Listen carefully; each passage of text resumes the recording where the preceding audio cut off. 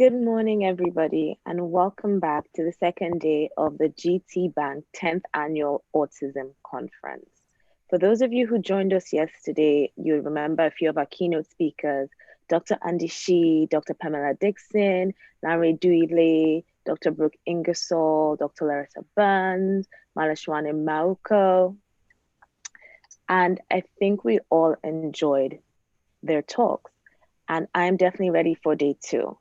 So today is going to be more of a question and answer session. We're going to have 4 different sessions, all 40 minutes each, with a 10-minute break in between. And for our first session, we're going to have Dr. Lamikanra, who's an educationist. We're going to have Tomi Agboola, who's a speech and language pathologist. We're going to have Chinye Nolisa. We're going to have Daisy Jonathan, who is an applied behavior analyst. And the topic of this session, cure versus acceptance of autism. Moderating the session, we have Bisola Ayola. Welcome, Bisola. We're so happy to have you. And let's get into it. Thank you so much. Thank you very much, Azazi. Good morning again, ladies and gentlemen, and welcome once again to the 10th Annual Autism Conference. My name is Bisola Ayola, and I am your moderator for this session. So we're live on Zoom and also on YouTube. You can still register to be part of this because there's still so much more to come as the day progresses. And all you have to do is visit gtbank.com/autism2020. A few housekeeping rules to our attendees who are logged in via Zoom. You can submit your questions in the question and answer tab. And to those of us streaming live on YouTube, you can drop your questions in the comments section and we'll get to them one after the other. Any questions that we are unanswered at the end of this session will be moved to the question and answer session later today. Now to our lovely panelists that are here today. We're here to discuss the topic, cure versus acceptance of autism. So I'd like to start with Dr. Lamikanra. We'll be taking a few minutes from all of our facilitators, Tomi Agboola, Odeleye, Chinye, Nolisa, and also Daisy Jonathan. But we'll start with Dr. Lamikanra. So Dr. Anna, knowing that autism is a lifelong condition, will there ever be a cure? Is acceptance the way forward? Acceptance is the way forward. It's like if you have diabetes, you can use insulin to help regulate your body systems. So with therapy, it helps regulate autism. But when people first get the diagnosis, they're always looking for a cure. That's human nature. I just think that when you meet someone, or when I meet people that have just received the diagnosis for autism, I try to encourage them to stop looking for that magic bullet or that magic pill, because there's not one. You know, we can do therapy, we can do things to help manage the condition, the symptoms, the behaviors, but you have to come to the realization that there is no cure. And if you feel as though there's a cure, then maybe it wasn't autism. Thank you. Thank you very much, Dr. Anna. Chinye and Nolisa, your thoughts? Thank you, Ms. Abishola, and thank you, GTBank. First of all, this is a very sensitive topic because we have a wide range of individuals on the spectrum who, from ages 2 all the way to adults. And we've seen a dramatic increase in the number of older individuals with autism who do not want to be fixed, because autism is not a disease, but a disorder. So do we have a cure? No, we do not. But what we have in place are evidence-based treatments such as applied behavior analysis or behavior interventions. And anything that's not evidence-based, please do not use. I know I saw online things like bleach, using bleach or using non-prescribed drugs or medicine, corporal punishment like spanking or caning, anything that's not evidence-based, even spiritual interventions are not evidence-based. And I do believe in the power of prayers, right? But please combine it with evidence-based treatments, because the sooner we professionals, the sooner we get a child for treatment, the better the outcome. And finally, remember that children with autism become adults with autism. Thank you very, very much, Chinye. Tomi, Agboola, Odele, please share your thoughts on this, please. I think it's only human for parents to want to help their child in any way possible. And when we're looking at a diagnosis of autism, like with any medical diagnosis, you look for the cure. But with autism, it's a neurodevelopmental disorder that is going to last with your child for life. And I think that with many parents, many precious years, especially when the brain is in its formative years, are spent, or maybe one could say wasted, searching for a cure rather than looking for treatment to support your child when they're best able to absorb that treatment, absorb the strategies, and grow in a way that is more close to their neurotypical peers. So really, as parents, there is that part of that healing and that loss and that grieving process that we need to cope with quickly in order to put the right treatment in place and accept that this is our child. Nothing changed from who they were the day before the diagnosis to who they are the day after the diagnosis. They're the same child. They just need the right intervention to support them. Thank you very much. Over to you, Daisy. Thank you, Bisola. I would like to look at this topic from two different perspectives: the idea of what autism is, and then from what is acceptance. Because first, speaking as a parent, a lot of parents are concerned if you say accept autism. So are you accepting autism, or you are accepting the individual on the autism spectrum? Those are two different things, and we need to be clear on that. The notion of cure actually is, it stems from the fact that when parents, especially in Nigeria, get a diagnosis, it's most likely a label that is given. So you're told, your child is on the autism spectrum, and then there's no training, there's no information given for the parent to understand what autism is and what autism is not. So it gives room for a lot of myths and misconceptions. It gives room for a lot of misunderstanding of what autism is and what autism is not. So parents are left, with, the only option to go fill the gaps by themselves. And it's trying to fill these gaps that makes them look for a cure. I mean, the first time you understand that your child is on the spectrum or is showing signs, what the natural thing to do is to look for how to make that child better. Unfortunately, we have a lot of fraudulent pseudo-professionals who have, used this as a way to sell something that appears to be a cure. A lot of snake oil, remedies, non-evidence-based practices, sold to parents. And because parents are in an anxious mode, they do not have the right information, they do not have the right skills, they do not have the right support, they don't have the right trainings, and most times they don't have the right access, to competent hands to handle their children. So they have no other option but to go looking for a cure. So we must look at it from the point of view of the parents who love these children so much and will do anything to make them get better. On the second side, if we're talking about acceptance, like I said, we need to define what acceptance is to parents.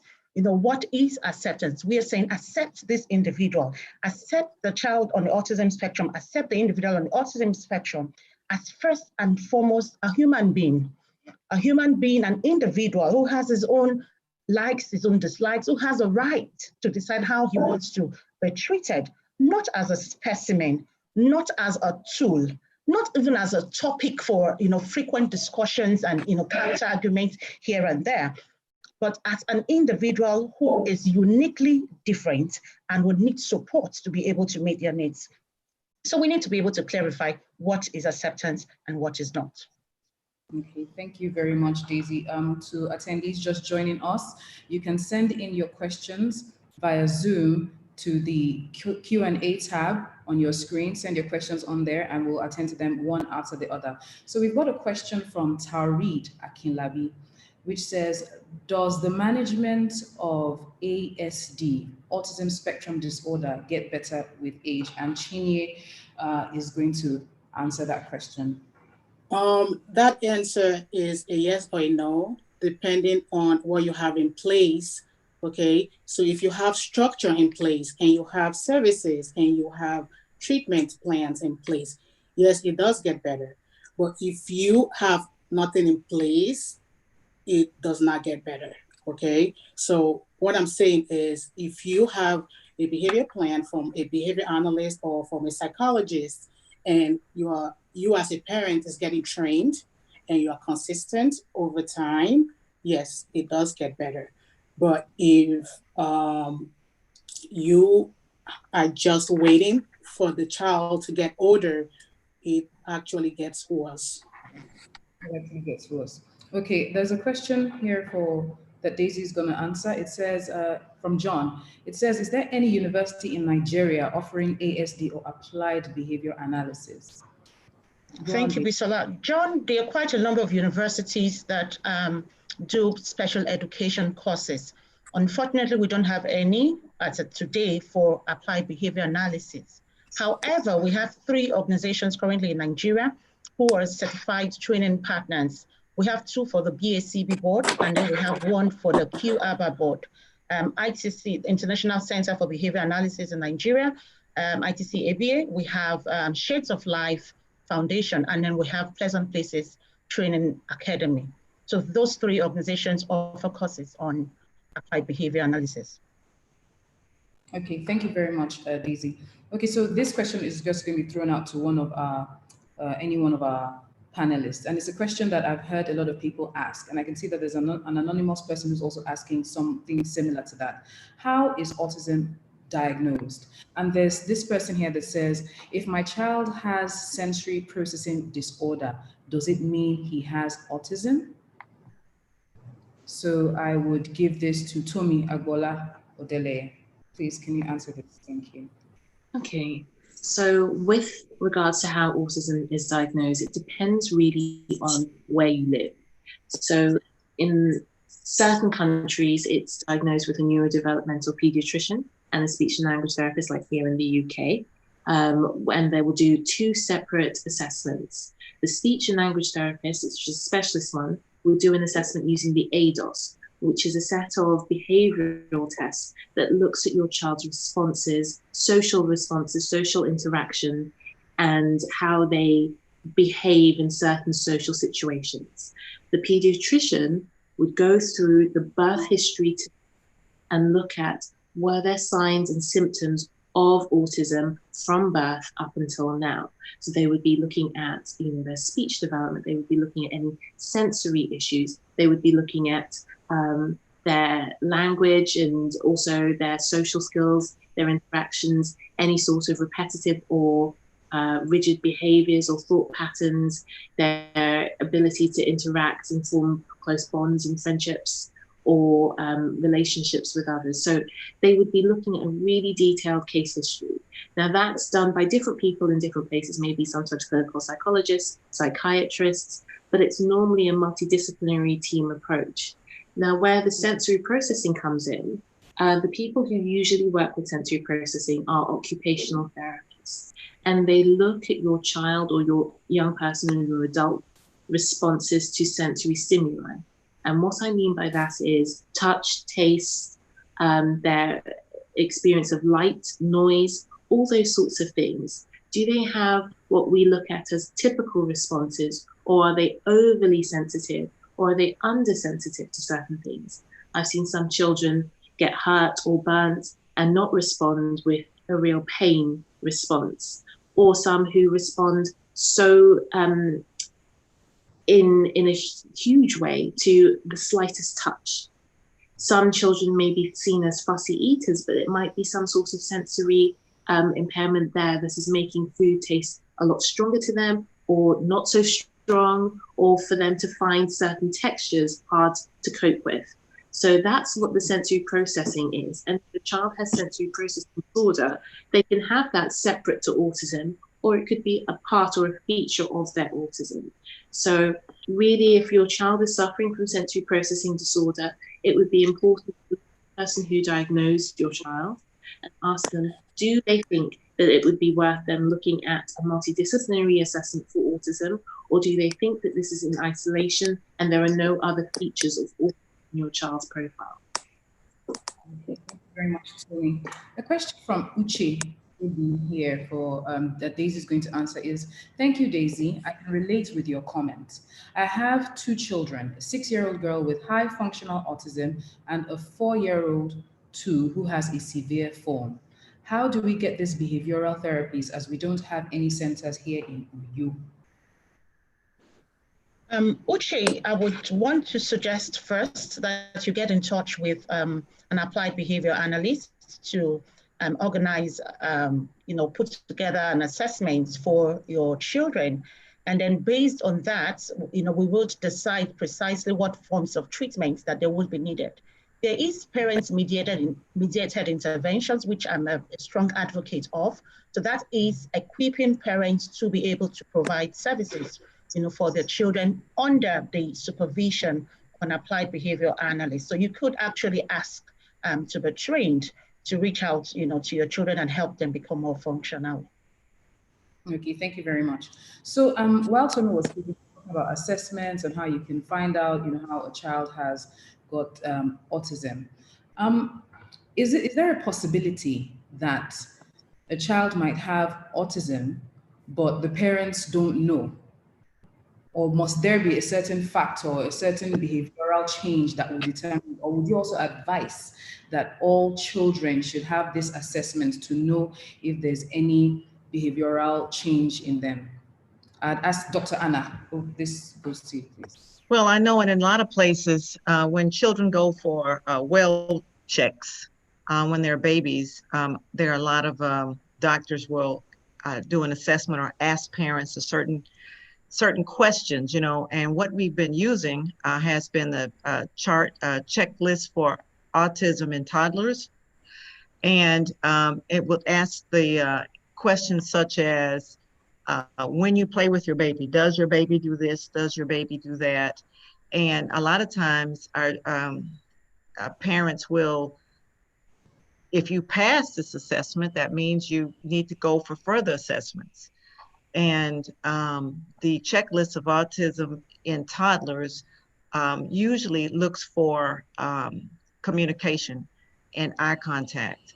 And if your child is can follow your hand, or if he smiles or reacts when you show certain facial expressions, then most likely your child would not need to go for further assessments. But it depends. And like we heard earlier, autism is a spectrum disorder. You can have someone that's on the high end of autism and is functioning in society, and they may not ever receive a diagnosis. Then you have those that have a lot of the symptoms and their behavior needs to be managed. And then they have lots of the stereotypical behaviors that we associate with autism. So it depends, and that's why it's so difficult. And that's why you have to have a team, a multidisciplinary team that will help you come up with a diagnosis.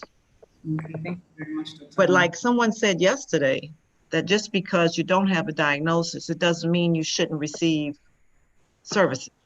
Okay, thank you very much, Dr. Anna. So a question from an anonymous attendee, Tomi is going to answer this question, says, so my son is seemingly high function, but no speech, but good receptive language.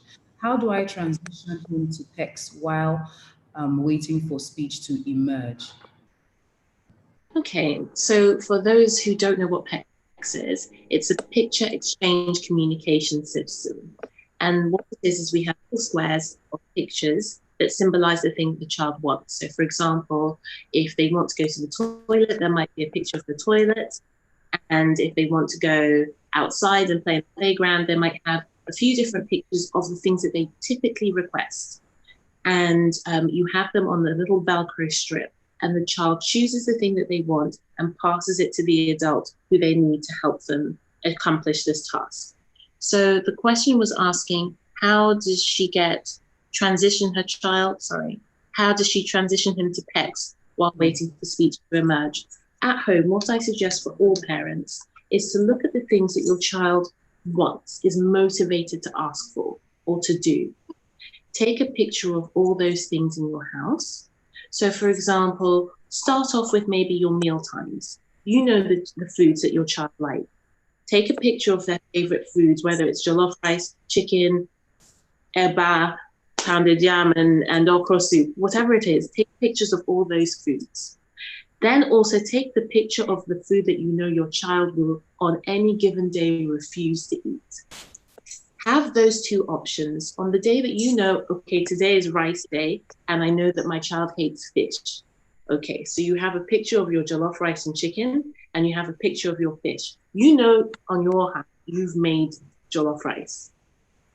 And you know in your heart, your child is never going to choose the fish and want to eat the fish. You show him the picture of both. And you see if your child can understand that they need to take the picture of the jollof rice to request the jollof rice. If they pick up the picture of the jollof rice, you give them the jollof rice. If they pick the picture of the fish, you give them the fish. So you have to, as your parents, have both of those dishes ready so that they can start to understand the link between them taking the picture, it, and what they get in return. Now you practice that with their meals. Just give them two options at a time. So breakfast time, it might be cereal, and it might be, I don't know, whatever, bread and tea. And you give them those two options: breakfast, lunchtime, supper time. You get them into that habit. When they start to understand, if I pick this picture, this is what I get, they start to understand that the picture symbolizes what will come next. Then you introduce other things to them. If it's TV, do they want to watch TV or do they want to go outside? You have the picture of your TV at home. You have a picture of them playing football outside. They start to be able to request what they want. So that's what PECS is, and that's how it works. Yeah, I didn't want to wake anybody up, so I have it in my ear. You don't need to have the proper systems or symbols. You can take your own pictures, make your own board, stick it up on the fridge, stick it up in their room or in the living room, wherever it is that it needs to be. Make it accessible for your child so they can eventually pick that picture off the wall and take it to a stranger and request what they want. That's how it works. All right, thank you very much, Tomi. There's a question that Chinye is going to answer from Afolabi Ido. It says, how do you know that a baby of 3 to 6 months has autism? What are the signs to look for? I think age 3 months to 6 months is a little too early to tell that someone has that someone is on the spectrum. I would say give it time. Watch out for, like what Dr. Anna said, watch out for social interactions and making eye contact, right? As they get older, you can tell from around age 18 months is a good time because the child is making eye contact, the child is playing, you're looking at play skills. Is it typical, right? So if they have a sibling, is it the same as the sibling, or friends that you see?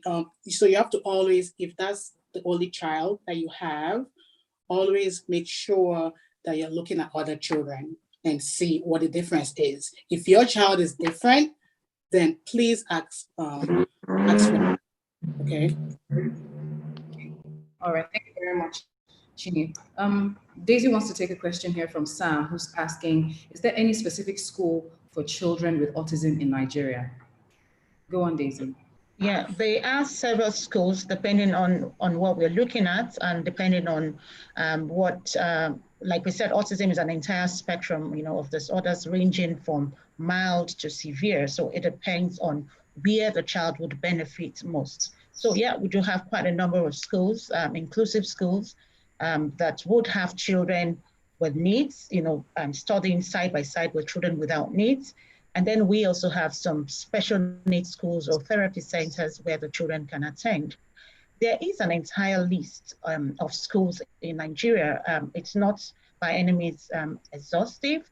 That was created by the Child Restoration Initiatives. And if after this I can make a copy available that has a list of different schools, those who are inclusive and those who are special needs schools and therapy centers, and then where you can get some assessments done. Okay, thank you very much. To everyone who's just joining us today, our topic is cure versus acceptance of autism. We have Dr. Lamikanra, who's an educationist, Tomi Agboola, a speech and language pathologist, Daisy Esohe Jonathan, applied behavior analyst, and Chinye Nolisa, who's the executive director of Direct Behavioral Services in New York. So there's a question here that Tomi would like to answer, and I know it has to do with awareness. I know that not many people in rural areas would understand. I've seen situations whereby parents would just, be frustrated at their child because they don't know what is going on. They've never even heard of autism. How do we create awareness for them? And this question here sort of includes that in this question, saying, as a special educator and therapist, I work in an inclusive school, but with very little provision for children with special needs, as they want them to reel in for it with reality. Pardon me. Oh, okay, it just went up. Basically asking, how do they include, or how do they get the owners of the school to, add autism, or, just include them basically in how they could teach those children or treat those children. Look differently at inclusion. Yes, how do I get the school to look differently at inclusion? Okay, well, I've been in your shoes before when I've been working in a school that's priority is not special needs and do not see the benefit in investing directly in special needs. So we have to come at it a different way. We have to look at how do we put the special needs interventions that we would use for certain children, and how do we make it a whole school approach? We know that children with autism generally work quite well with visual prompts. Now, it's also about saying this child needs this. We need to do a completely separate curriculum for this one child. But if you're working as say, for example, you're working as a TA or a teacher's assistant in the classroom, make visual prompts for the entire class. Speak to your classroom teacher, the one teacher that you have the most contact with, and say, look, we have this child in our class. We know that he's taking so much of your time and it might be a little bit disruptive in your lessons. I'm here. I can see that you're working really hard. Why don't we trial this for 6 months? Decide to use things like visual timetables, visual prompts for the child, a really fixed schedule, look at music prompts as well. Use lots of things that you would use for your autistic child or the child that has autism. Those same techniques, but use them for the whole class. Get the whole class using and working to that routine, because using visual prompts is not going to take anything away from your typically developing child. Having a visual timetable will not take anything away from the rest of the typically developing children. It will actually help them. It will give them more support, more structure to their day. If you trial it in one class first, and the class, and make it a pilot. Go to the head teacher and say, this is what we're trialing in this class, and let them know what you were doing from the beginning. If they start to hear success stories, they start to hear feedback from parents that this is going really well, then perhaps then they'll be more encouraged to see, can we use these strategies in other classes too, where there may be children who would benefit from that. So that's where I would start. Okay, thank you, Tomi. There's an anonymous attendee who's asking a question. Dr. Anna is going to take this, which says, hello, what is the data behind cannabis and autism? Over to you, Dr. Anna. Yes, I just want to say this. I'm not a fan of the use of cannabis for individuals with autism. I'm not certain what is inside of each of the compounds. I don't think it's a stable compound. I'm not, and I've heard from other parents that have tried to use cannabis, some of the rubs, some of the lotions, in which you put on the skin, and sometimes the children have had adverse reactions. We don't understand exactly how the body works with the autistic body, the child with a different set of receptors, how they would react under the use of cannabis. So I say no. It's a hot thing. It's just like I said, my personal.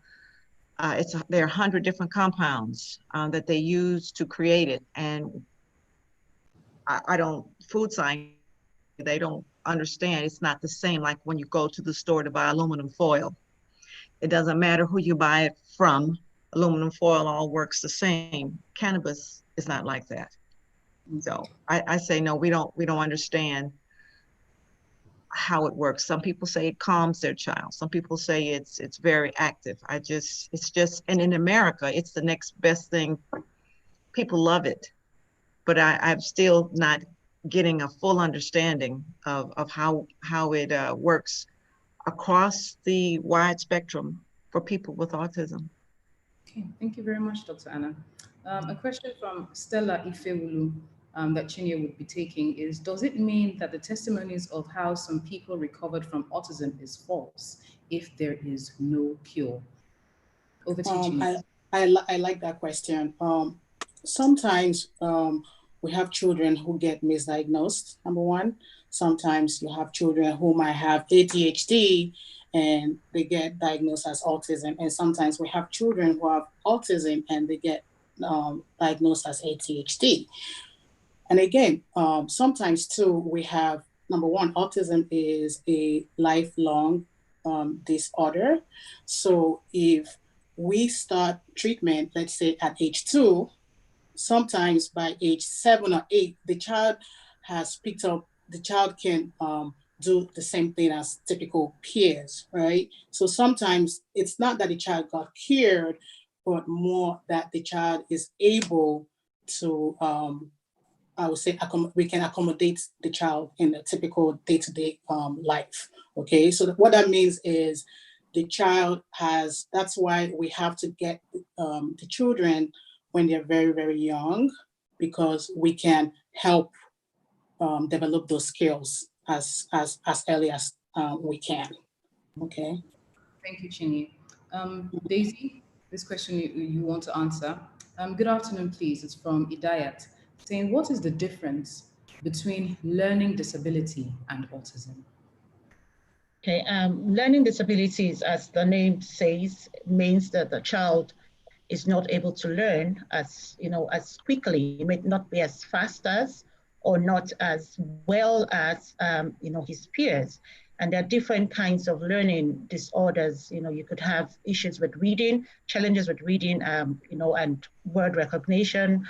So basically we're talking at the level of academics, at the level of cognitive skills most times. Autism spectrum disorder is a disorder that affects different areas, and we're looking at the issues around communication. We're looking at repetitive behaviors or stereotypical behaviors that are behaviors that are there, and then we're also looking at social skills deficits.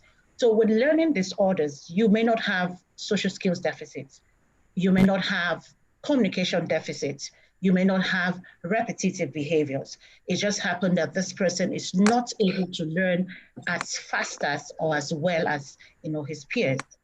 Now, some individuals on the autism spectrum also have learning disorders or learning disabilities, or what we call intellectual disabilities, side by side with autism. It's not the same as, so that person has a dual diagnosis. It's not the same as autism. And I think that was what Chinye was trying to explain, that sometimes you actually would have other comorbid disorders, or even a diagnosis that seems like autism, but it's not really autism. And when you have worked on these areas of challenges, you would actually discover that the child would lose their diagnosis or function a lot better, enough for us to say that this child does not really fit into the diagnosis or the criteria for diagnosing autism anymore. I want to also quickly add to what Chinye said, regarding the last question. Now, regarding is someone recovering from autism or did the person not recover? There are a lot of children with intervention. And it's important that we underline the word with intervention. The person is able to, exceed the expectations, in quotes. The person is able to, fill up the areas of deficits and function a lot better. But I like to see what we call recovery, like someone who's been in an accident and had a cut or a tear. Now that person gets well, but in another 5 years, in another 10 years, may once in a while feel aches and pains at the site of the initial injury. So, the traits or the one or two things will still remain, in the individual that shows that, oh, this person was on the autism spectrum or is on the autism spectrum, just not as severe as it would have been if the individual did not seek for intervention. So we always say that early intervention is quite important, either for autism itself or even for the learning disorder. It's important also to note that every child can learn. We just have to find a way to teach them, how to learn. Okay, thank you very much. Tomi wants to take this question. Where can someone get speech therapy for a child that is autistic? Over to you. Well, there's lots of places. I'm assuming that you're in Nigeria. I don't know which part of Nigeria you're in, but there are a lot of speech therapists that can work with children who have autism. The reason why I wanted to answer this question was that you need to find a speech therapist who really knows what they're doing. I've seen a lot of parents who talk to me and say, oh, we've been having speech therapy, and I ask, what has your therapist been doing? We're not sure. We don't really know. They've just been repeating names, repeating flashcards. And I'd say, well, is it working? What progress has your child made? So when you look at it, I know things can be very expensive. And I know that having weekly and ongoing therapy, children need more than 1 hour a day. So you also need to be your child's therapist. My advice to parents is, if you can't afford a really expensive, a well-trained speech and language therapist that has been vouched for, go to them for your initial assessment. Go to them to create a program for you, and then hire someone who maybe is not as experienced to conduct the program weekly with your child. Be in the sessions with them. Have very clear goals as to what your child is working on, and make sure that they're just ticking boxes, but it's functional for your child.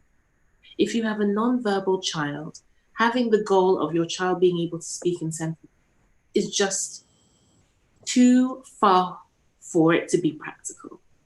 We want to look at, what does your child understand, and not have many parents say, oh, my child understands everything. But then when I test it, it's not that level of understanding. So we really need to look at all the areas. And it's not just what can they say, what can they understand? It's also, how do they interact? Are they do they have enough attention and listening skills to even be able to learn what we're trying to teach? So we look at that first. Do they have joint attention? Are they able to reciprocate? Are they motivated to communicate? If they don't have those basic building blocks first, then your speech and language therapist should not be working on the language or the expressive language part. They should be working on the skills they need in order to support language. If you think of your typical baby as they're developing, they have those reciprocal skills. They have those joint attention skills. They point to things, they follow your gaze. They interact with you, they take turns, peekaboo, all those things. If your child is not yet able to do those things, then having an expectation that their language will develop quickly with a few sessions a week with a speech and language therapist is really, it's not practical, it's not really what we would expect. So look at first having a really good assessment first, having a good program in place, be there with the sessions and follow through. And really it's about consistency in practicing the skills that you're developing, and make sure that you're targeting goals that are the step above where your child is at, not 5 steps above. Yeah. All right, thank you very much, Tomi. Dr. Anna, I'll be throwing this question to you. What we're talking about today is cure versus acceptance. Now, it's from an anonymous attendee, and says, don't you think that mindset teaching is paramount in accepting autism. So Dr. Anna, how do you think we can educate more people into accepting this? Well, it's a difficult diagnosis, and everybody wants to have a baby that's normal and can function. And so when you're from a culture or a society that doesn't place importance on difference, then you have a harder way to go. But by someone asked the question earlier, and I answered it. Someone asked about seeing children with disabilities in media. And as we see more children on billboards with disabilities in situational comedies, serious stories, then it makes it easier for us out in the real world to accept the diagnosis. And also being able to talk to other parents if there's a parent group in which parents can join and they can talk about their issues. It makes a difference to know that someone else is going through this with me. But it's a difficult diagnosis to accept, and it takes a lot of parents, in some cases, a long time to be okay with having a child with disabilities, especially autism. Because with autism, unlike Downs and some cerebral palsy, the child looks normal. And so you can't say something's wrong with him when he looks normal. And then you have this normal looking child whose behavior is a little different. And that makes it even more difficult because you can't point to a physical reason why he or she is not talking, why he or she is not sitting still in her chair. So just the awareness and being able to talk about this with other parents who have gone through the same situation makes it better for you. Thank you very, very much, Dr. Anna, and thank you to all our attendees. The numbers are still rising. Thank you very much for joining us. Thank you to our facilitators. Don't go anywhere. There's still so much more to come. If you haven't joined us, you could still follow us on Zoom and on YouTube. And for any questions that we haven't answered today, please stay tuned. There are question and answer sessions that will be coming up as the day progresses. Keep it locked here. And yes, it's still the 10th Annual Autism Conference sponsored by GTBank. Thank you. Over to you, Sazeme. Thank you. Thank you so much. Thank you so much, Bisola. I hope everyone enjoyed that session. Thank you so much to all our panelists. I think we can all say that we've learned a lot from all those Q&As.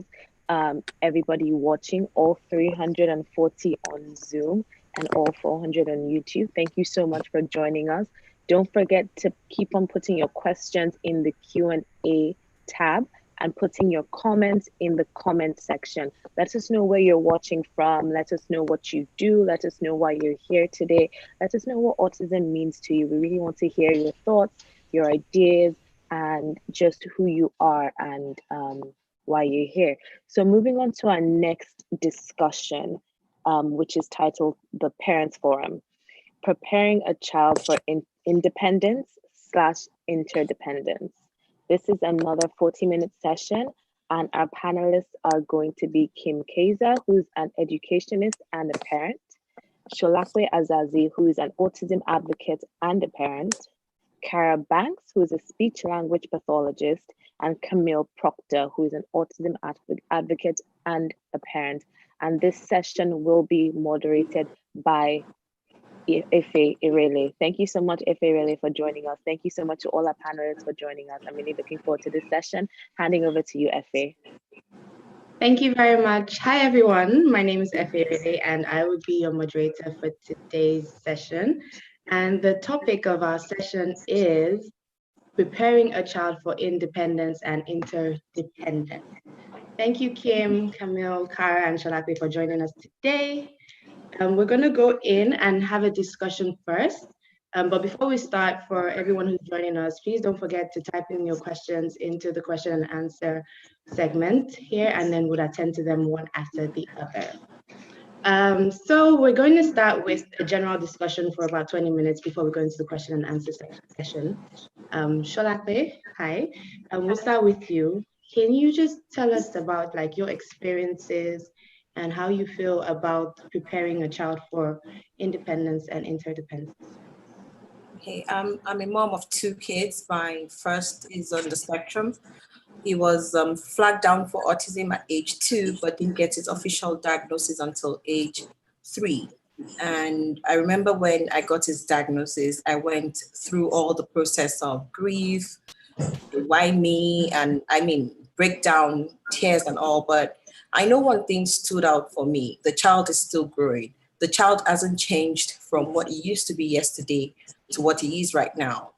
What was getting bad was the fact that he was not getting any intervention or quality time from me. And so it took me to pick up myself, get myself into the frame of acceptance, to be able to accept my child and to be able to work with my child and get him to the place where everyone sees him and everyone sees me, and then they're able to accept him more like.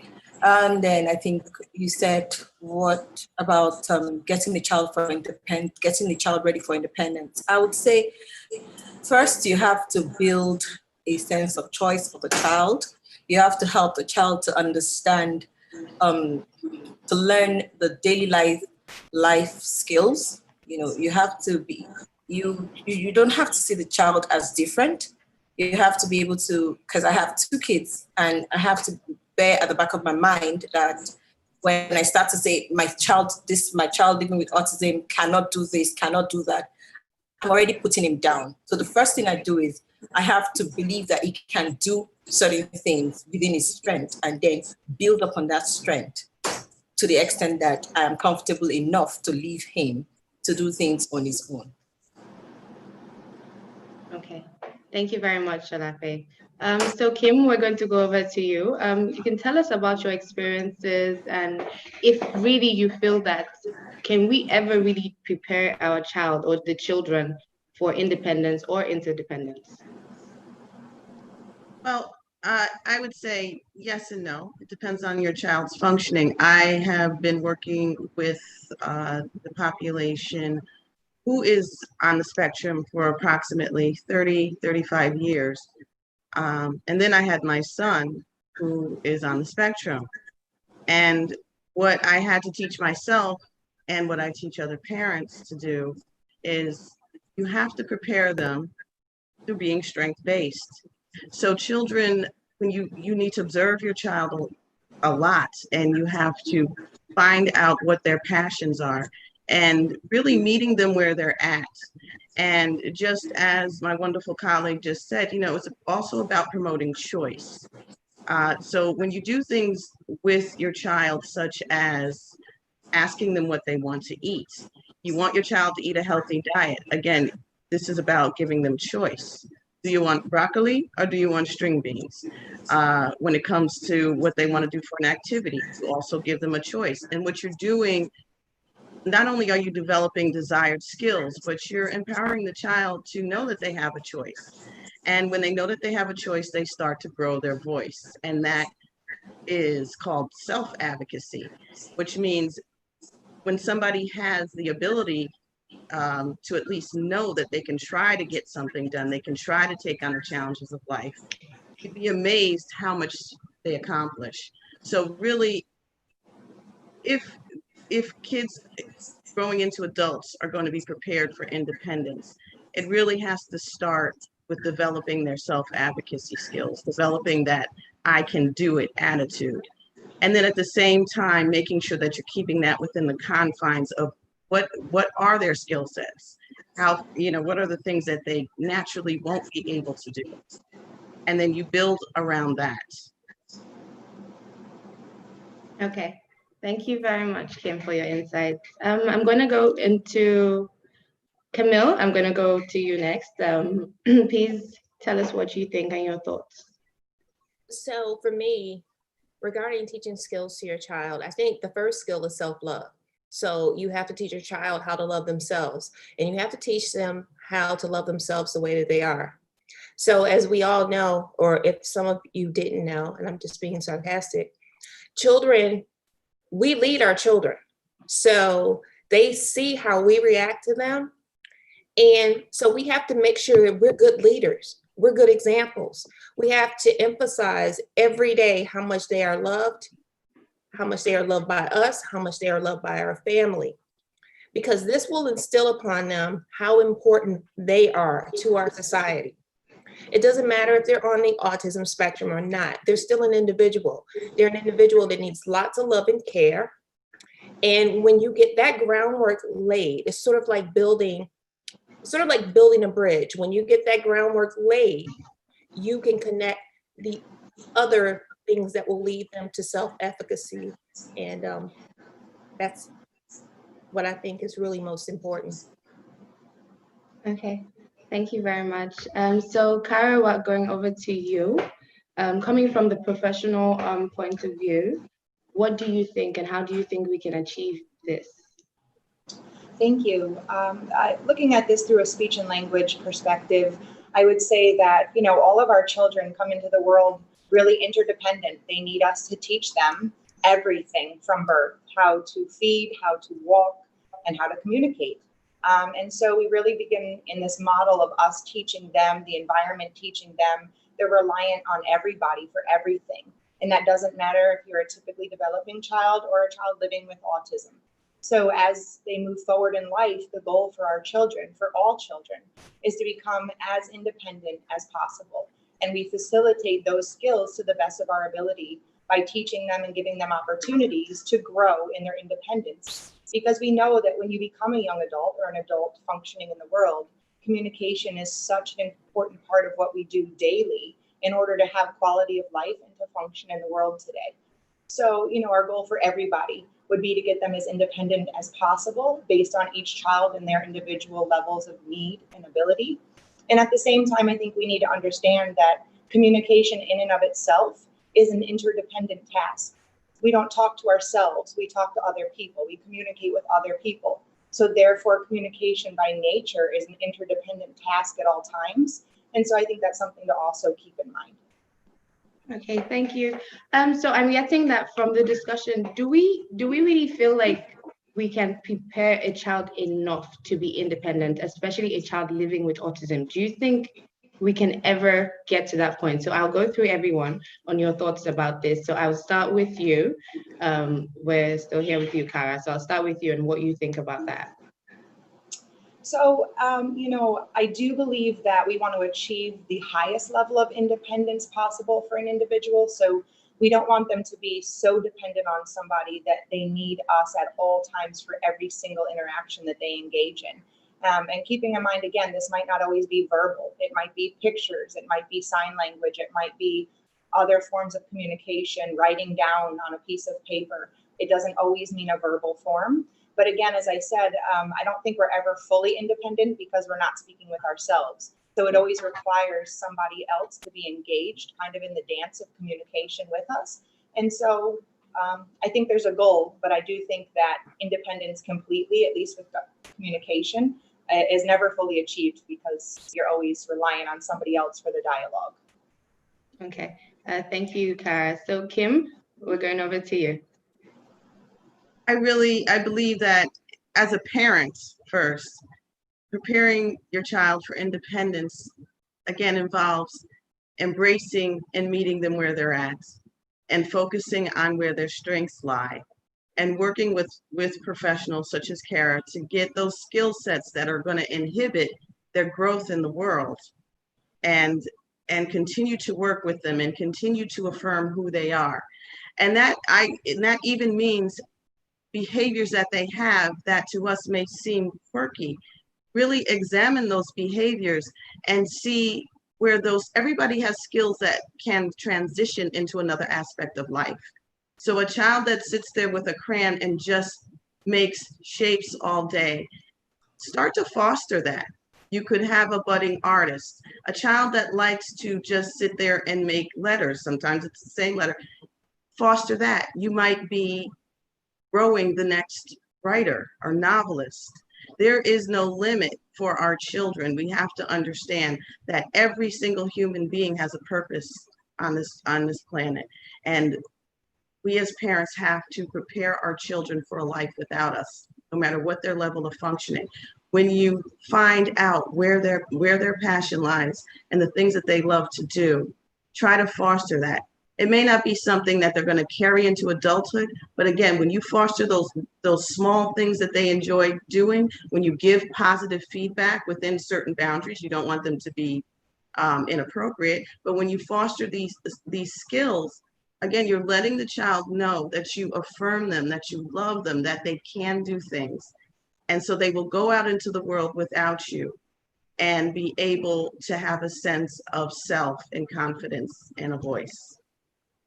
Okay, thank you for that insight. So Camille, we're gonna go over to you now. Honestly, I don't think any child on the autism spectrum or not on the autism spectrum is ever independent. I think you all come back to us in one shape or form or another. But honestly, I do think that children with autism, having the support, having the early interventions, and just having a team of individuals and having a village, having a community that accepts he or she, that plays a large role on how well they are able to function independently. Now, I don't want people to look at things as if my child isn't able to do this by age whatever, that they as a parent are a failure and their child is a failure. Because truth be told, there's just some things that we all cannot do. Some people just can't do certain things. And we have to be able to accept that. And we have to move past that and learn how to support our individuals on the autism spectrum. Okay, thank you. So basically what you're saying is that parents out there shouldn't be too hard on themselves, because at the end of the day, we have to let them learn. Absolutely. I'm sure your parents still have you. Most definitely. Most definitely, even that. Sure no, you're not going anywhere. So don't worry about that. Yeah, okay. So Solape, we're going to go to you last before we go into the question and answers. Please, viewers, participants, don't forget to type in your questions so we can go over to them. So Solape, we are going to end this with you. Yes, so just as Camille, Kara, and Kim said, everything you said is very truthful, because I don't think any child can really be independent as such from their parents or even on their own.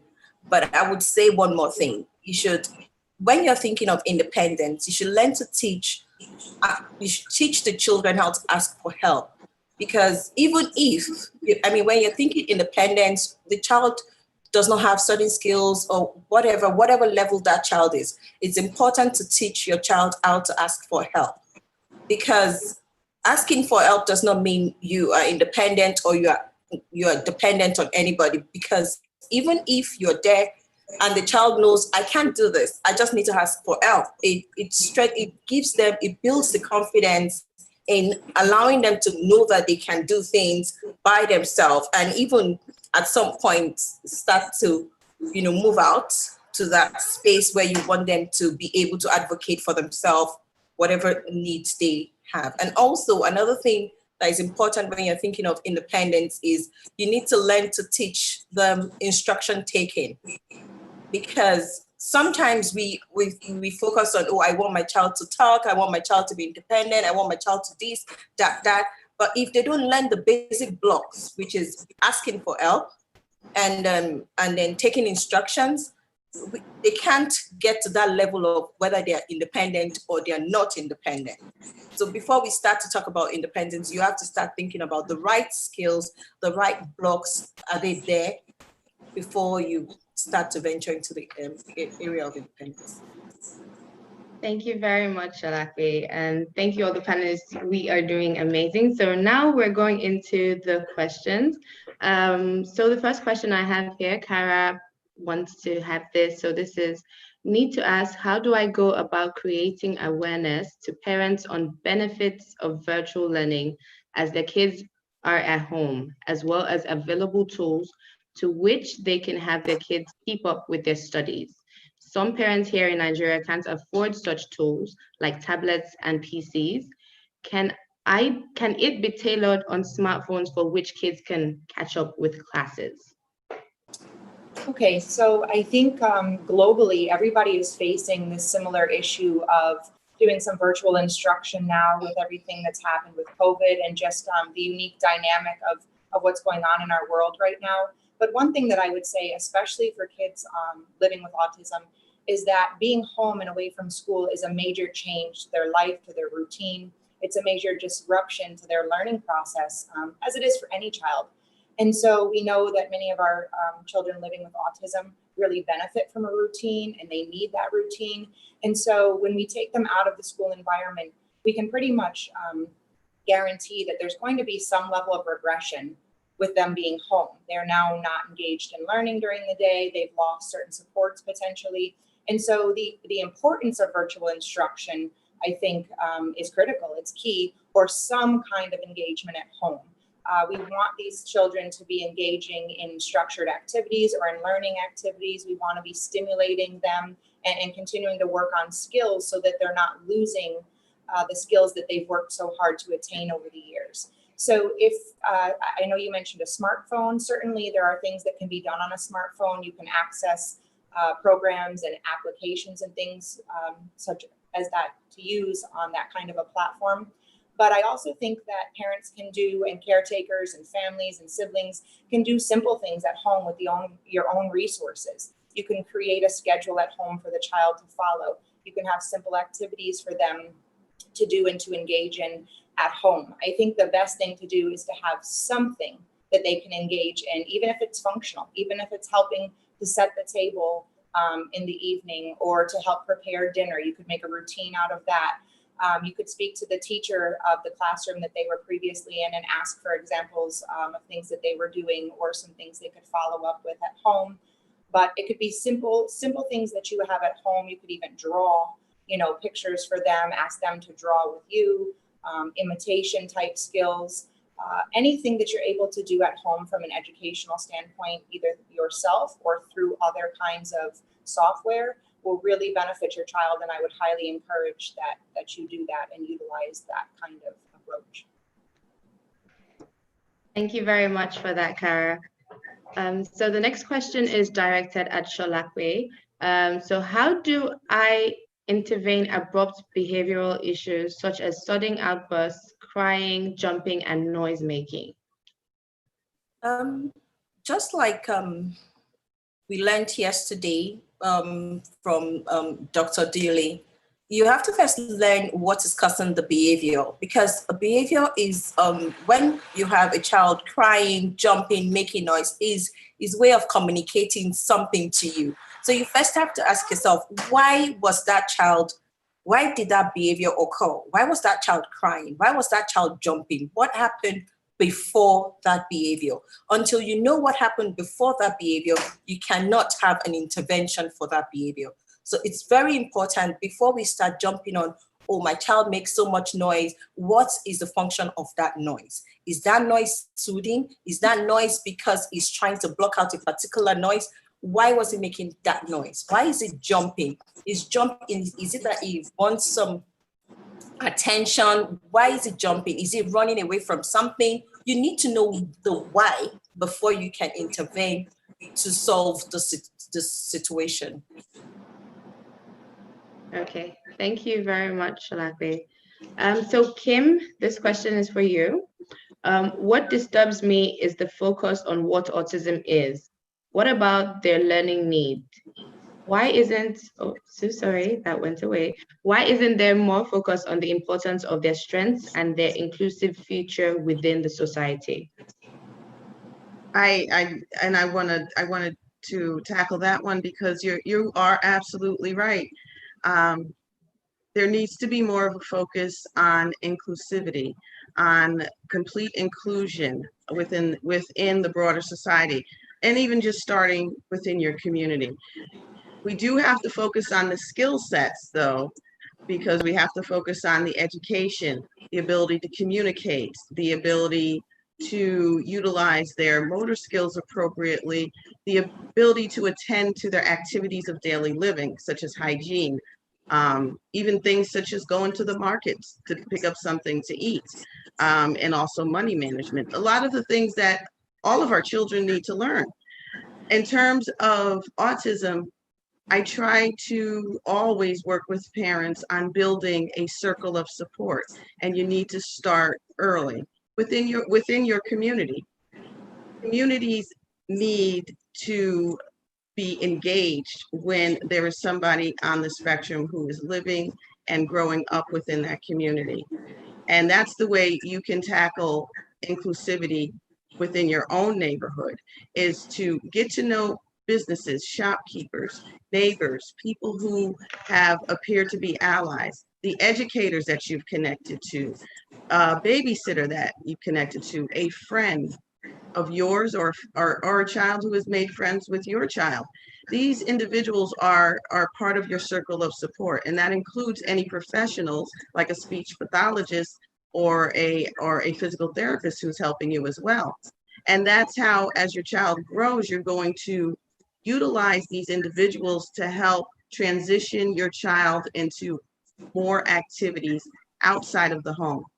And this is really important, especially when you start to approach perhaps employment options or furthering education.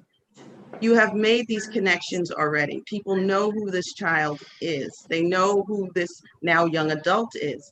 And you have collected this group of advocates for your child to further explain and communicate what autism is. You want the community to see your child just like you see any other child. And you want people to adapt to what their needs are, and also to utilize their strengths. And that's only going to start when you are open to talking to the people and the change makers in your community and the business owners, as well as neighbors and allies and people who have always been very supportive. It's about relationship. And once you do that, if we all started doing that, this movement would start to grow, and we'd start to see more inclusivity globally for our children. Thank you very much, Kim, for that insight. So the next question goes to Camille. So the question is, good afternoon. Please, what's your take on GSCF diets for kids on the spectrum? So my take on gluten-free and casein-free diets is real simple. You first have to know whether or not your child has or suffers from celiac disease. You have to go through rigorous tests with a doctor to know the answer to that. So you can't start taking out gluten, because for some of us, gluten is a very important nutrient. Gluten is not a poison, but you have to know if your child is allergic to gluten, because to some that is, it is a poison. So it's kind of like I'm contradicting myself. Some people just can't have certain things. So if your child isn't celiac, there's really, in my opinion, no necessity for a gluten-free, casein-free diet as well. And let me add this. I think that every parent needs to have an examination or have their child examined to find out whether or not they're lacking certain nutrients, if they do have celiac disease, which effectively is a stomach disorder. And it does mimic some autistic behaviors if a person has celiac disease. So that is important for them to know. But just to say, I'm going to go gluten-free just because I saw it on the internet, or just because one of my parent mentors said so, that doesn't mean it's going to work. Autism isn't one size fits all.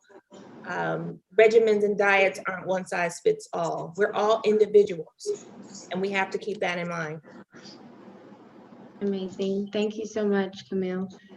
So the next question is for Kim. Can autism be outgrown? I have to say, no. It's not that it's outgrown. It's that your child will adapt. Your child will adjust as they learn new skills, as their speech improves, as their motor skills improve. So there's a lot of ways in which professionals help and will help you to get your child in functioning at a level that will allow them to interact with the society outside of their home. So it's not that it's outgrown, it's just that at times you could look at somebody on the spectrum and not know they're on the spectrum. But if you were able to get in a time machine and look at who that child was when they were 10, you would easily be able to tell that they're on the spectrum. I worked with several children for whom that was the case. My child, that is the case. When my child was very young, people knew he was on the spectrum because of the behaviors he had exhibited, his stimming, some level of quirkiness. And now people look at my young man and he exhibits behaviors that are seemingly appropriate. He still battles and he still has challenges as a result of his autism. However, he has learned some socially appropriate skill sets. He has learned some appropriate communication skills, such as making eye contact. He has learned to sit up and pay attention and deal with various stimuli. Doesn't mean he likes it. He does not like it. And he doesn't want to be there, but he understands what it is that he has to do to further his own life and his own independence. So it's not that autism is outgrown. It's just that there are an increased skill set and coping skills that your child is going to be putting in their bag so that they'll be able to function moving forward. Okay. Great. So the next question is for you, Kim, again. So the question is this: good afternoon, enjoying the conference. What focus areas does a parent look at for independence life for an autistic child, for someone living with autism who was diagnosed late at the age of 19? How do parents prepare the child, and what kind of job can individuals living with autism do? I would say, just like any of us, what are their skill sets? What is their level of functioning? What is it that they can do? And we know this is a spectrum. So you have individuals who may be very low functioning in terms of their ability to become gainfully employed. And then you have individuals who have a lot of skill sets and are able to self-regulate and manage some of their behaviors and some of their neurological challenges, as well as motor skill and speech challenges, so that they can go out into the world.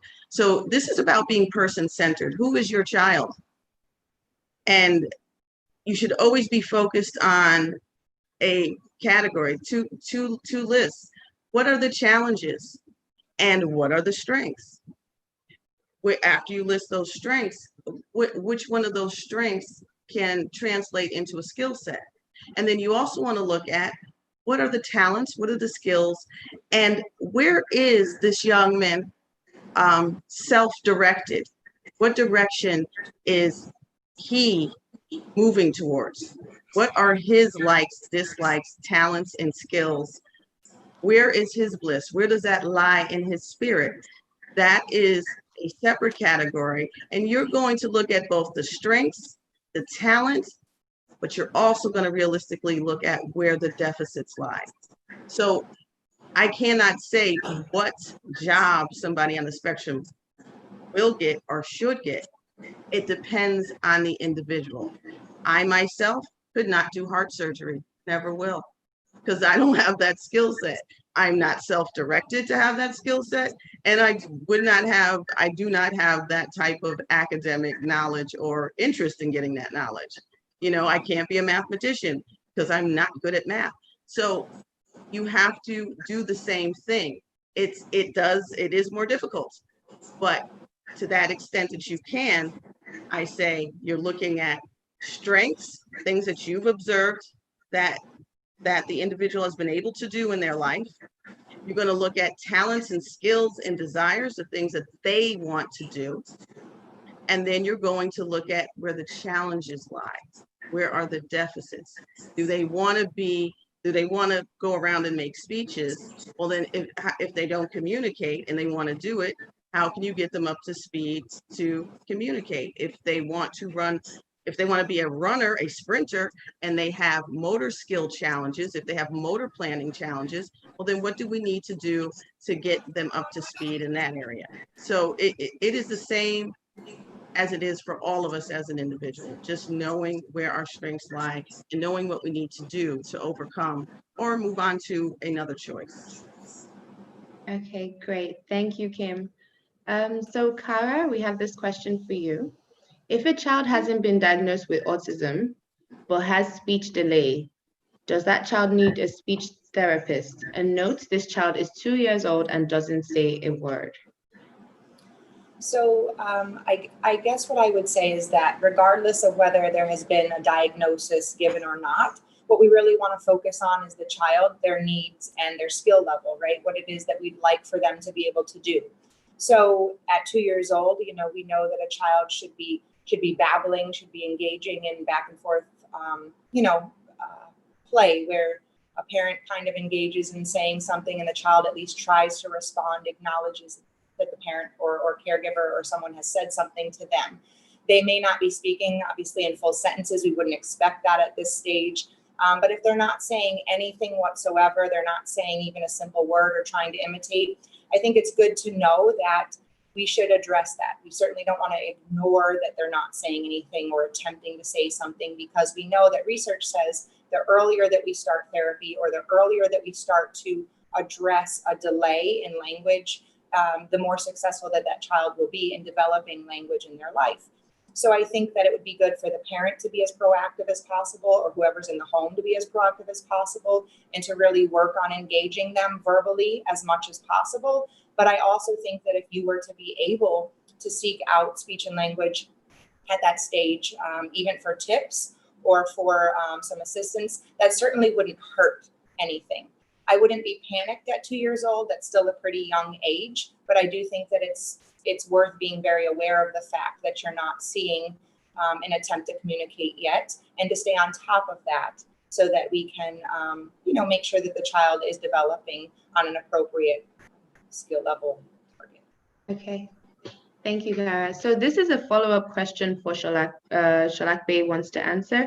Please clarify, are you all saying, I think this is directed at everyone, but I'll start with Solape.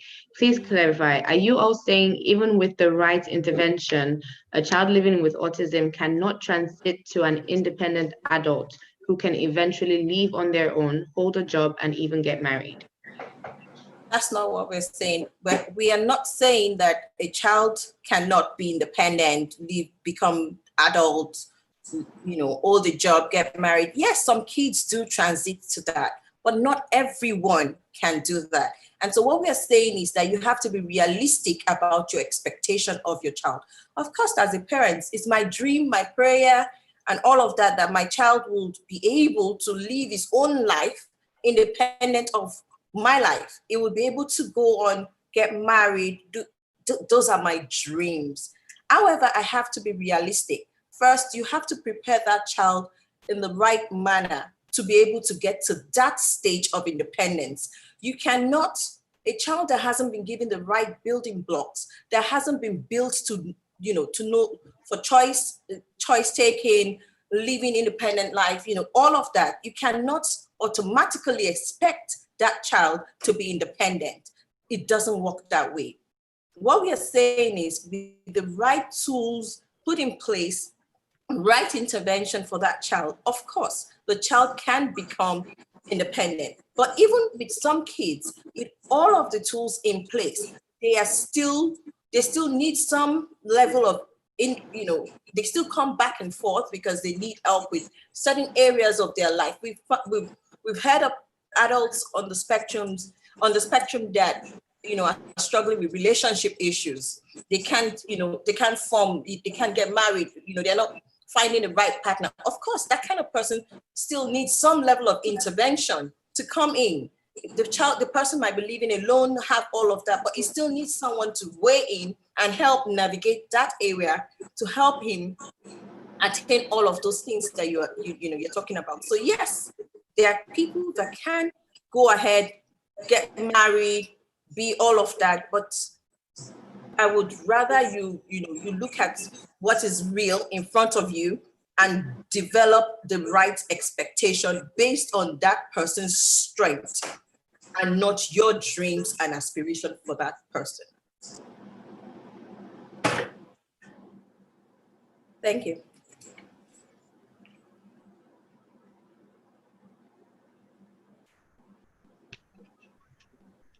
Hello. it's okay, I'd also like to say that there comes a time in that child's life and your journey with that child that what's important to them is actually what's important. Like my colleague just said, it's not about you, it's about them. And you have to understand that. It's not about you. You may have all these feelings of wanting them to do this, wanting them to do that. But at the end of the day, you need to focus on them and what's going to make them successful.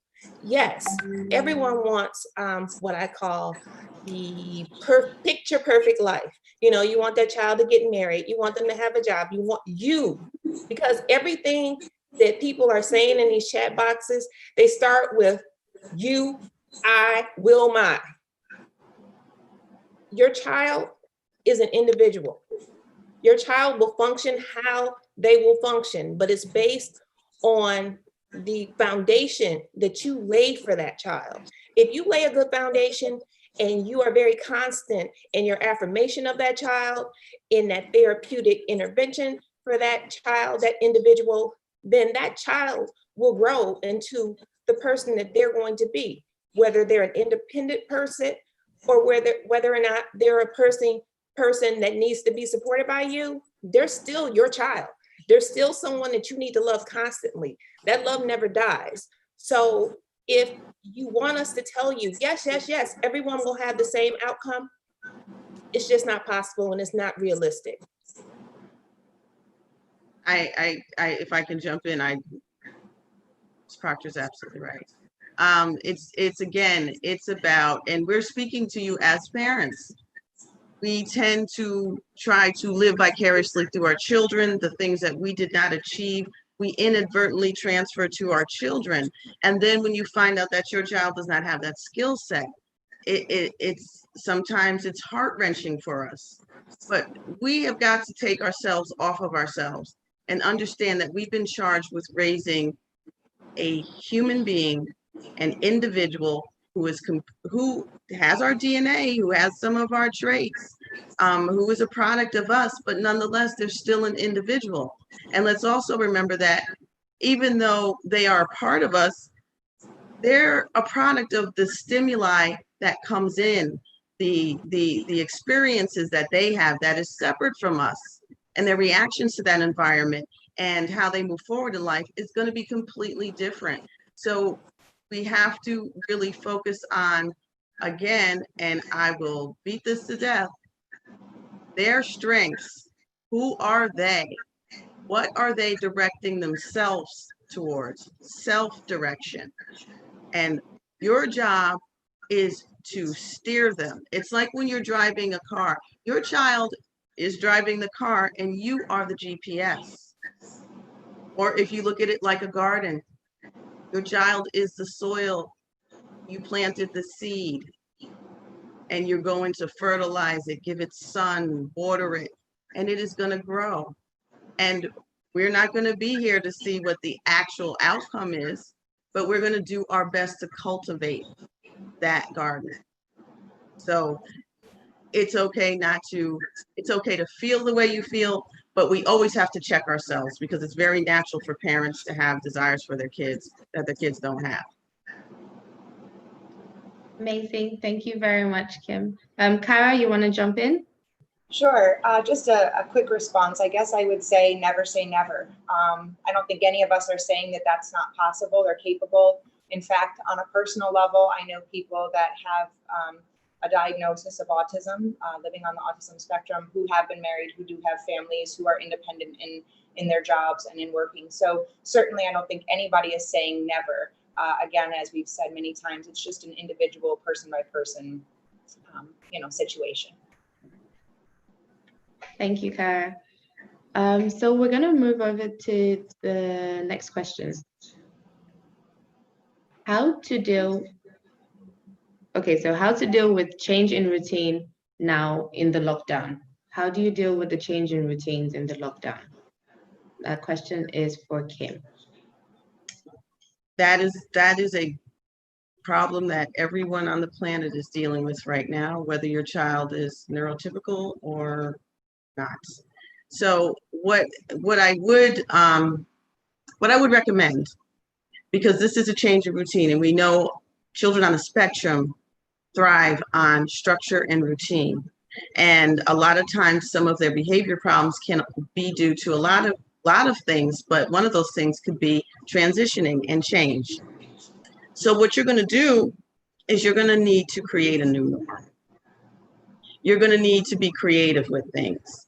So I would recommend that you first make note of the things that your child does do right now in the home, where they are not having any type of overt behavioral situations that are disruptive or aggressive. Look at those things that are calming, that are soothing, that are building a skill set. Look at those things that they gravitate towards. Try to look at all of the positive things that are around you within your house, within the environment, all the things that they enjoy doing. And you're going to do what I call a little bit of harm reduction. So you're going to increase those activities so that you will naturally decrease the anxiety and also, I dare say, the behaviors they're engaging in, because their world has changed. And as you increase all of those, what we call like pro-social behaviors and activities, it's going to slowly take the place of the anxiety and the fear and the angst and the behaviors. But what you're also going to do is you're going to structure a lot of those activities. So we can go back to visuals. Everybody on this panel, everybody in this conference, we're big on the visuals. So you can do some visuals, and you don't have to be an artist. It's just about putting down on paper the pictures of those activities that you have discovered, especially since during this quarantine. You're going to put those things down, and you're going to structure them throughout the day. And throughout the week, you're going to promote choice. Parents can even make a theme on a calendar for their kids. We've been doing, I forgot what we had called it, but every day of the week has a different theme. So, and you incorporate teaching with that. So it could be Telling Time Tuesdays, Wacky Wednesdays, Fantastic Fridays. You do even Sleepy Sundays. You could have days in which you're just relaxing with your child and with your family. You can add whatever theme you want to a calendar and draw little pictures and do it with your child if your child is so inclined to do it. But what you're doing is you're focusing yourself and your entire family on building a new norm. You're creating new traditions, you're creating a new culture, and you are taking the opportunity to build new skills. There can be new skills that come out of this. And one of those things is going to be the coping skills, but it will be done better if you're able to provide structure that contains all of that information that your child enjoys doing, is calming to them, reduces any acting out, anything that helps them go to sleep, the things that you do when the child is acting out, the things that you see them gravitate towards. And it could be simple things around the house. Also focus on just the things around the house, because you don't want to be going out and trying to purchase any little item. Focusing on what is going on in the home. And it's not going to be easy, but look at it from a positive perspective and see it as an opportunity to change, because that's what a crisis is. It's an opportunity for change. So focus on some new skill sets and set a structure within your home. Amazing. Thank you, Kim. So I'm going to take this topic of discussion, especially now that we're in a lockdown, and direct this question to Solape and Camille as well, to know how you've been coping with the lockdown and changing routines, and if it's affected, because I know that a lot of people are probably dealing with the same issues right now. So I'm going to start with Camille, and you can tell us about your experiences and how you've changed the routine. So for my experience, it's actually been a little bit easier at some level. We had to change the routine of actually leaving the house and going places, because my son is very social. He likes to leave the house and go places. That can be a bit taxing on someone like me, because I have him literally going through my iPhone. I'm making up appointments that I don't have, but everything that pops up on my phone says time to go. time to leave, time to do this. So he sets my schedule. So if you would like to know what my what our schedule is whatever Ari puts on my calendar is what we do in his mind.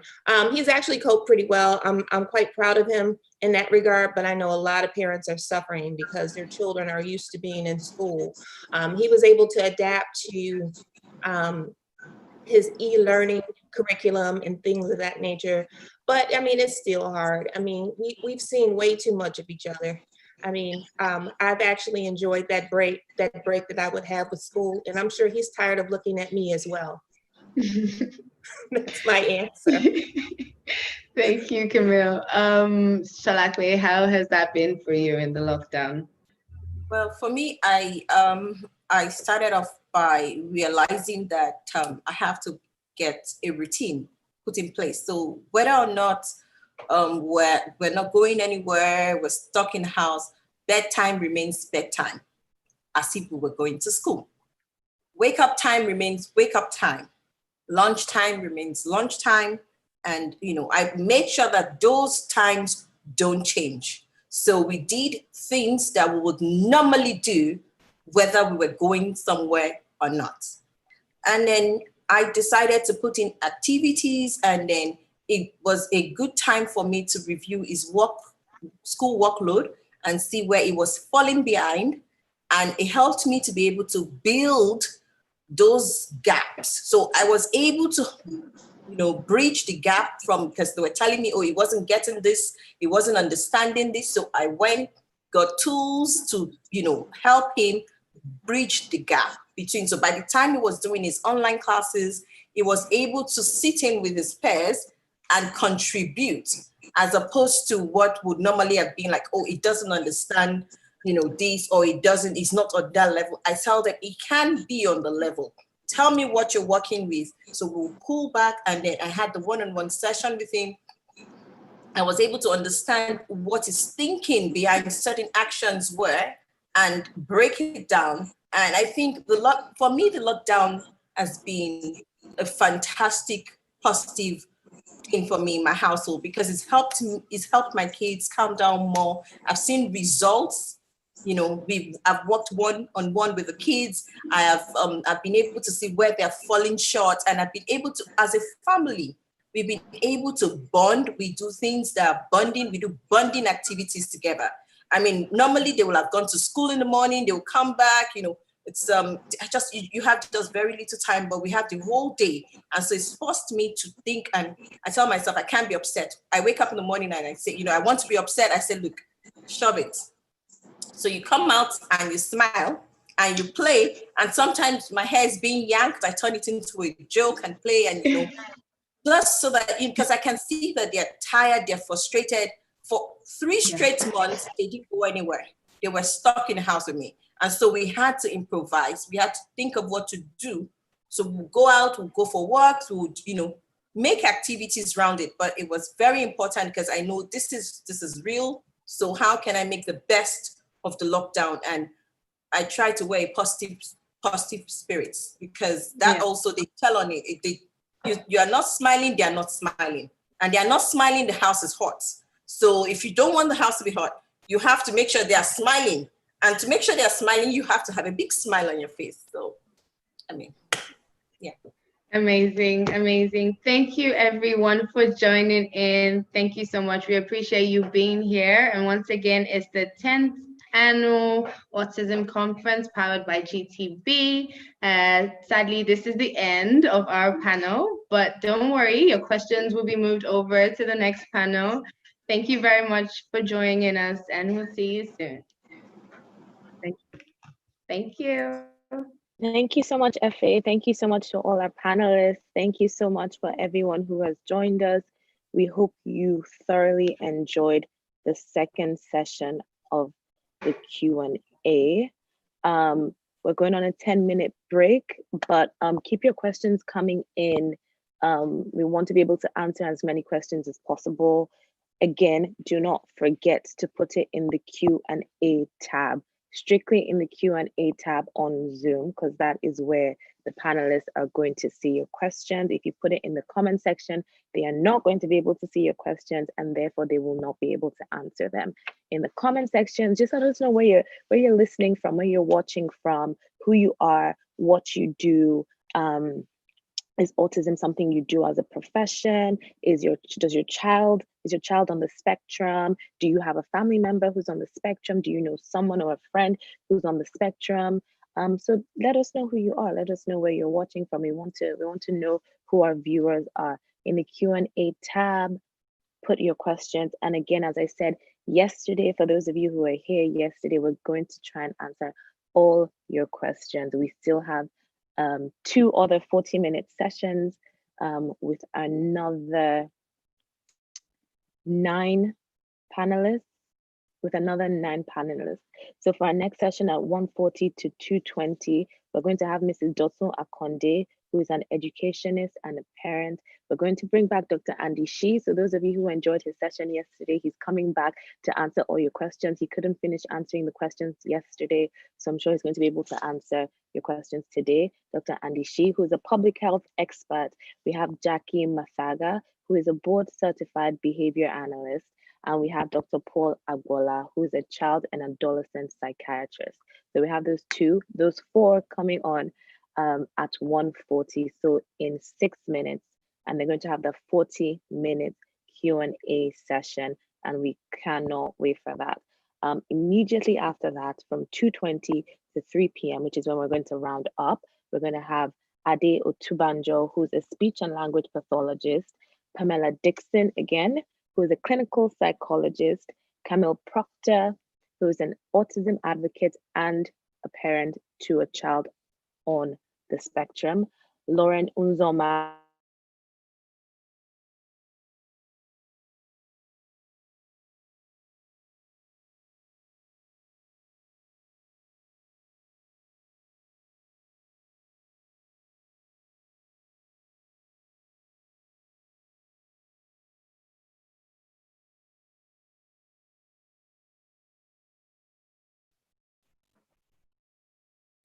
Hello, everyone. Good afternoon. My name is Michelle Dede. Welcome to the 10th Annual GTB Autism Conference 2020. We will be starting shortly. I think we lost someone there, so if you just bear with us for a few minutes. In the meantime, let me welcome our panelists who I can see. Jaki Mathaga, good afternoon, or good morning, depending on where you are. Good afternoon. How are you? Fine, thank you. It's 3:35 in Kenya. It's 3, okay, so good afternoon to you. And good afternoon, Mrs. Dr. Akande, who is in Lagos, I know. How are you? Good morning, Dr. Andy Shih. Good morning, right? That's correct. How are you? I'm good, thank you. How are you, sir? Good, thank you. And good afternoon, Dr. Paul Agboola. Good afternoon. Who's also in Nigeria. How's everyone doing? Good afternoon. I'm fine.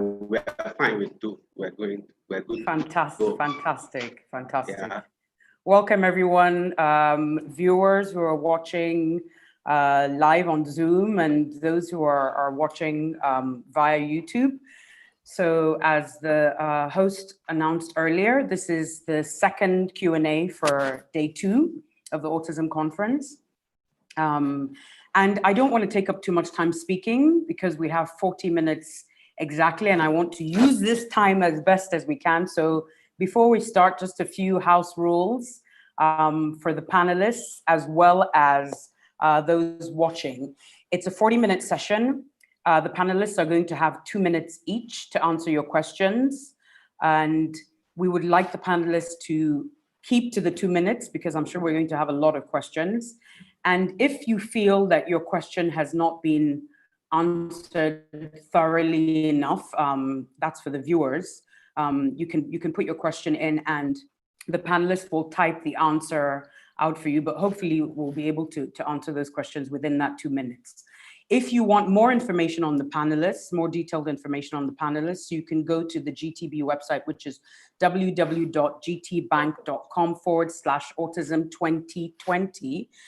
You'll also be able to find a lot of information on there as well about autism, as well as the entire conference. Okay, I think we should get started because we have 40 minutes exactly.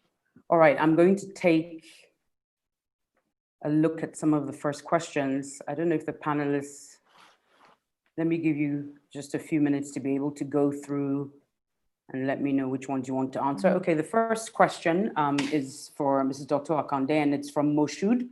What role does extracurriculum sport play in people living with autism? Well, thank you very much. First, I'd like to say congratulations to GTBank on the 10th anniversary of this conference, and for the opportunity to always come in to speak, share part of who I am at this conference. Sports is very important. I mean, I was reading the charts the other time, and I saw one of the comments from one of the parents that we worked with. The child was not doing very well in the area of academics. So we do sports every quarter at the every year, once a year at the center, and then we found that this girl loved to throw. So we started to teach her badminton, how to use the racket and to bat the ball. And down the line, we found out that she was very good. She's now a gold medalist, an Olympian medalist in the area of sports.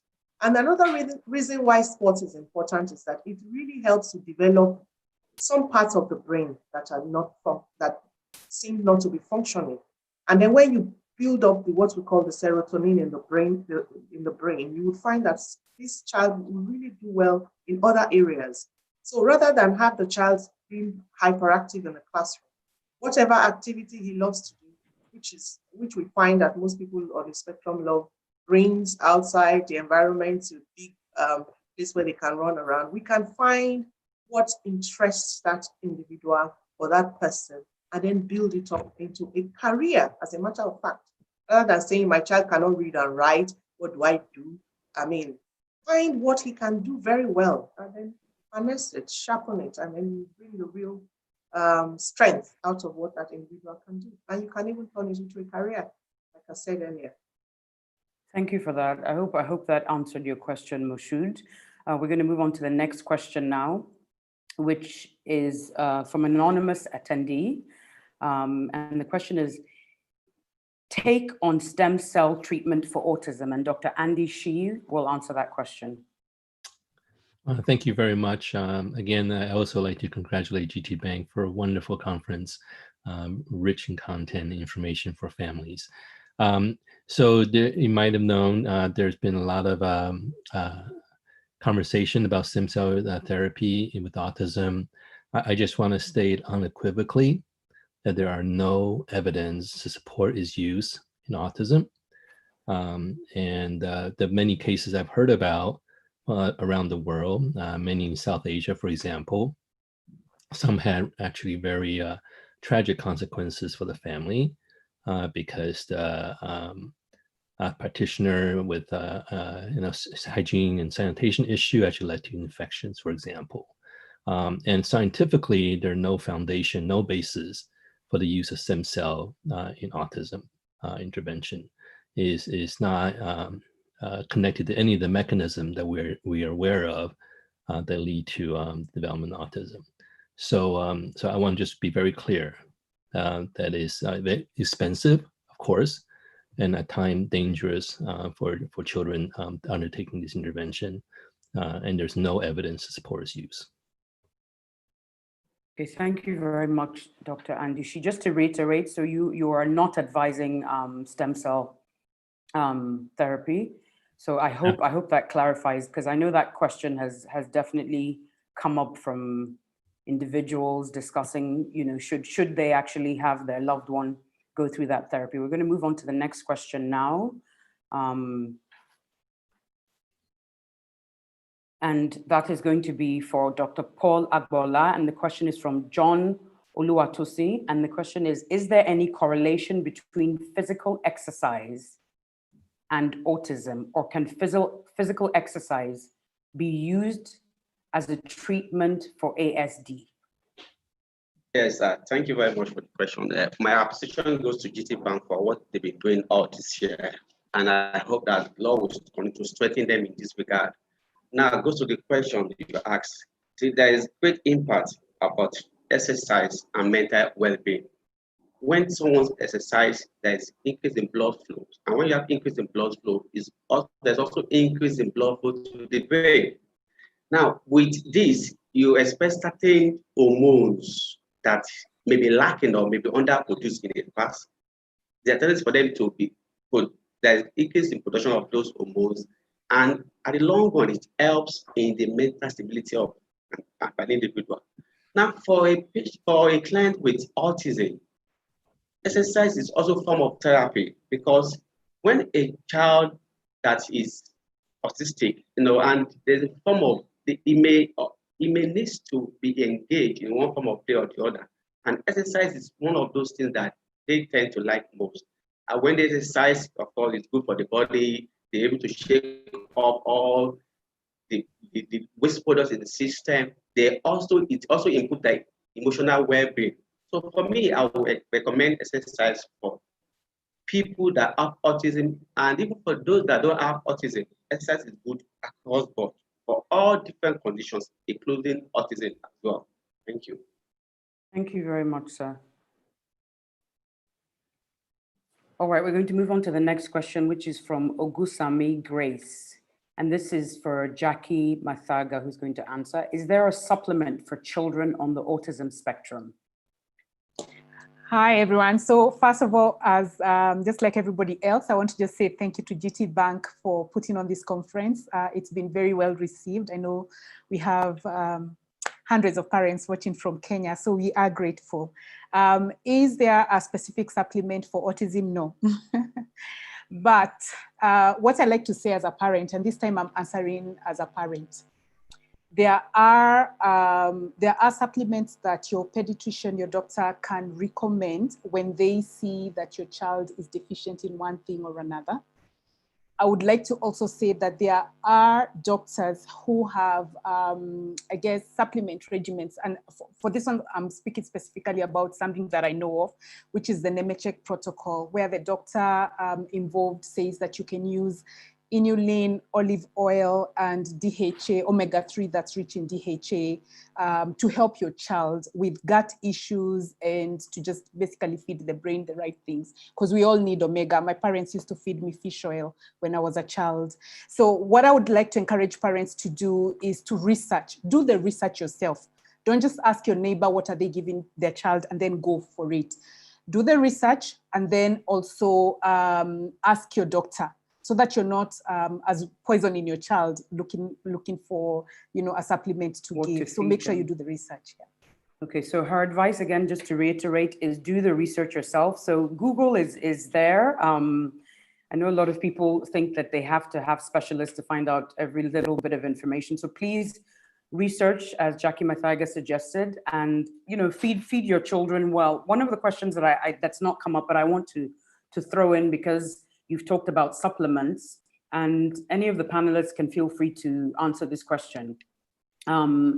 Is because we talked about supplements, I would like to ask a question about food. Are there the right foods are there certain foods that you should feed your children? Are there certain foods that you should not feed your children? And any of the panelists that are interested in answering that question may do so. Okay, Dr. Paul Agboola, would you like to answer that question, please? Yes, thank you for that. Like, for me, anything that a child takes and doesn't agree with the system, such a child is allowed to stop taking that. Though there are quite a lot of people, the nutritionists we tend to recommend special foods, because as a psychiatrist with over 12 years of experience managing children with autism, I realized that some children, autistic children, some like certain food and some don't like certain food, but there is no specific food that you can say, this is the type of food they will need. But any food that they take and it doesn't agree to the 6 beats on the eyesight, or maybe it runs the stomach as in having diarrhea or vomiting, then such a child is advised not to take all those things. But any food, a lot of mention about sugar content, that when an autistic child take diet that contains sugar, they tend to be a bit high in the sense that they become addictive to that sugar diet, and they become hyperactive or overactive. And in such situations, you tend to reduce the sugar content in them. But that is not a general rule in all. Okay. So it's best for parents to just watch and observe how their children react to certain food items, and then maybe cut certain things out of their diet, add the things that they do like. Yeah, sure. All right, thank you very much, sir. Okay, we're going to move to another question. And okay, this is from Emanuela Umore, and the question is it right for an autistic child to be in the same school with other children with no professional to handle the child? Jaki, Mathaga? So I'd like to say no. Autistic children need extra support. And if you put your child in a mainstream school without the extra support, what's going to happen is that child is going to get frustrated. My son is 14, he's autistic. He used to be in a mainstream school and he ended up being the most popular boy in school. Everybody could call his name because when he had eloped from class, he went to play nobody, because he wasn't getting it. So you need to make sure that if you do put your child in a mainstream school, the school has the extra support. Most schools will ask that you get a paraprofessional for yourself, or they will employ a paraprofessional themselves. I'm, however, an advocate of inclusive education, and in this case, inclusive where kids with autism learn side by side with their peers who are typical, whether it's in a special learning center that they go to get the extra help they need, or within the classroom, but they must have the extra help that they need. Otherwise, I don't know whether in your schools, when I was in primary school, we would have kids who now I see as clearly autistic, but they always came last, were always being punished for escaping or for misbehaving in class. So we need to provide the extra support so that these kids achieve their goals, if we're going to put them in mainstream schools. Yeah. Okay, thank you. I want to add to that, and Mrs. Akande, can you please answer this question? Because I know that there are a lot of people that are probably watching in Nigeria now who may live in cities where they don't have schools that have specialists who are trained on how to educate children on the spectrum. So what can parents do, maybe who live in cities outside of Lagos, Abuja, Port Harcourt, for example, if they want their child to go to school, but there aren't any specialists in that school? Well, it depends on, how should I put it? The age of the child. If the child is very young and needs the support of the school and they don't have specialists there, my advice is that they seek out opportunities of training. For instance, we have gone digital now. Everything is virtual. So you can seek out support in the area of training. You can contact us at Patrick's. We can support you from a distance.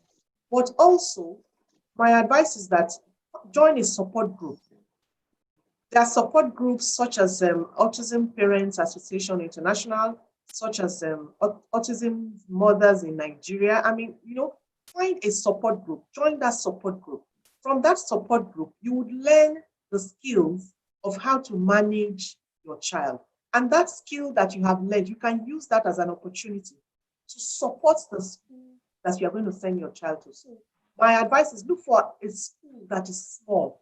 You don't have too many children in the school. A small school, probably the school that is just starting up, so that they can grow with your child. Right? At the start of, they know your child is there. They can grow with your child. They can support your child in the area of his or her needs. We are in a place in Nigeria, for instance, where therapy is very expensive and therapy is very scarce. I mean, I saw a question here now that I would love to answer. So we have been, saying quite a lot about autism and the challenges, and GTBank has done a fantastic job in bringing this. 10 years. I mean, we've been talking for 10 years. Yes. My take is that after these 10 years, I want to stop speaking and start doing. So my mission after this conference is to stop speaking and start looking for ways to support, these individuals in their area of strength. So my advice is that you find a way to, first of all, as a parent, educate yourself and transfer that education into your child. You are your child's first teacher, Thank you, ma'am. Thank you. All right, we're going to go to a question that I think is very important, because one that some people don't actually know. And Dr. Andy Shih, this question is for you. What causes autism? Right, that's a great question, and I also like to. I saw another question on the Q&A about gene therapy, of course, and they're related. I like to answer both possible. Okay. So we know that autism, like other what we call complex disorders, like heart disease and high blood pressure, asthma, are caused by a combination of genetic and environmental factors. In past 10 years or so, research have helped us understand what some of these genes might be. And we're starting to get some understanding in terms of what some of the environmental factors that might be at play. I think the important thing to understand is that genes don't determine the outcome, right? It's an interaction of your genetic predisposition and your environment that leads to a specific outcome. So you have, so just what we have seen in research is that within the family, even the family member will have certain genetic lesions or genetic liability. The presentation is very different in family members. The father may have learning difficulties, the child may have autism, and a cousin, may be perfectly normal, right? So, so we know that genetic doesn't determine the outcome, but it's really a combination of things. So when you think about genetic therapy, it doesn't really make a lot of sense, right? Because the idea is gene is not the root cause of autism, and that just by correcting the gene, first of all, I'm not sure what it does. It doesn't really benefit the individual per se, and it certainly doesn't cure autism. I think the most important thing is that we move away from this medical perception of autism and think more about the social needs, the family needs of individual. Helping the child. Exactly. Oftentimes they have more impact on the well-being and outcome of your child and your family. Okay, thank you. Thank you, sir. All right, we're going to move to another question now. If you feel, for those that are watching, if you feel that the panelists haven't answered your questions in enough detail for you, please feel free to let the team know, and the panelists can answer the questions by typing the answers in. But I think the panelists are doing a great job. Thank you. So we're going to move to another question here from another anonymous attendee, and this is for Dr. Paul Agboola. It says, a 2-year-old who has a speech delay. He's showing signs of speech delay rather than autism. He communicates with gestures, quite talkative, baby babble mostly, and repeats comprehensible words once in a while. Do we wait it out to see if his speech progresses by the age of 3, or we start speech therapy now? Also, which reputable institutions are available in Lagos or online for speech therapy? That's quite a long question. Dr. Agboola, if you want me to repeat it in parts, I will do so. Okay, you can repeat it in parts. Do you want to, should we take the first part? Okay, so once again, 2-year-old that has speech delay. He's showing signs of speech delay rather than autism. He communicates with gestures. He's quite talkative and repeats comprehensible words once in a while. The long and short of it is they want to know, do they start speech therapy now? So that's the first part of the question, or do they wait? Second part of the question, what are the reputable institutions that are available in Lagos or online for speech therapy? Okay, thank you very much. Speech problem could be part of the symptom of autism. However, it doesn't necessarily mean every children with speech problem are autistic. So you need to take some other symptoms together, apart from the speech delay that that child may be experiencing. About this social interaction, is that child able to interact with people around apart from the immediate family members, even other people in the neighborhood? Is she able to interact with them? Apart from that, what form of plays does that child exhibit? Is it more of a repetitive, intuitive behavior? Now, if such a child has, apart from the speech delay, having problem with social interactions, repetitive behavior, they rest assured that that child could be on the spectrum. However, not every child with speech problem or speech delay are autistic. So for me, I would advise that the parent take that the child to a specialist to actually fish out what the problem is. And if it's just isolated speech delay or speech impairment, then such a person who needs a speech therapist. And you don't need to wait till when it becomes difficult or when it becomes prolonged that you need. So I would expect the parent to start as soon as possible speech therapy if they can get anyone. Now, for where can they find a service of a speech therapist? Quite a lot of them are available in Lagos. Some are in Agboola where I work. And you can get a lot of information from the website of GTBank on where they can actually get speech therapists. Then I don't know which other question did the person ask again. The question was, should they start speech therapy now or wait till the child is 3 years old? Which you've already covered. And then also, what are the reputable institutions available in Lagos or online for speech therapy? So I said that they can access some at Lutz, and there's Patrick Speech Center. They have speech therapists there. Or they can also come to my site, my center that is in Ogun State. We have fantastic speech therapists. Thank you, sir. We've run out of time with that question. So I'm just going to repeat quickly for the person who asked the question. You can go online onto GTB. I'll repeat the site again. It's www.gtbank.com/autism2020. If you go onto that site, there's a directory. So there's a directory listing, specialists, and also where you can find help, reputable institutions, and there are reputable institutions within Lagos. I don't know if there are any online, but there are those available. Mrs. Akande runs one of them, so you can contact her as well at Patrick Speech for more information there.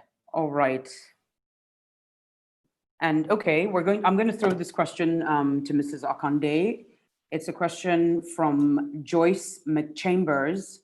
How can you assist a 3-year-old that he must use the toilet to poo? When he wants to poo, he asks for a diaper and refuses to sit on the toilet. Thank you. Typically what happens with our children is that they are very, very sensitive to a lot of things. It could be the positioning of the toilet. It could be that when he poos in the toilet, there's a splash, and that splash irritates him. So you have to figure out what it is. So what you need to do, first of all, write a social story about it. Build a story around it. If you like, use the pictures of the household. So you create a social story. Just take a picture of everything around your house and everyone around the house, and put it in a booklet and say a story about using the toilet. It also helps sometimes when somebody else is using the toilet, the child would watch and see that, oh, this is what happened when this is what I'm supposed to do. A lot of our children are very visual. So take into consideration that sometimes when they see other people using the toilet, it gives them the impetus, or it motivates them to want to use it as well. So you now look at what the challenges are. So you need to know why he doesn't like to use the toilet. Some of them would like the feel of the poo around their skin, which is not very, very good. The earlier you discourage that, the better. So the earlier you try to teach the right skills when it comes to toilet training, the better. And there's so many resources online for toilet training. Please let Google be your friend when it comes to working with children with special needs. Don't put everything on specialists that I need a specialist to be able to do it. I need a specialist to be.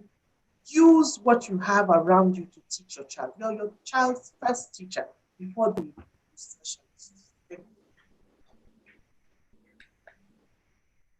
Thank you very much, ma'am. The next question is from Oluwalere and it's for Jaki Mathaga. Is there a correlation between environment and independence in autism? Okay, so this is sort of like a question on nature versus nurture, and it's applicable whether your child is autistic or not. If you look at how kids are brought up in a home environment, community environment, it dictates how independent that child is. We know that we have typical 50-year-olds still living in their parents' houses. Is there a reason why these people without autism are still living with their parents? You know, you'd ask such a question. But for kids with autism, you need to begin to provide that environment that they need in order to thrive and to be independent.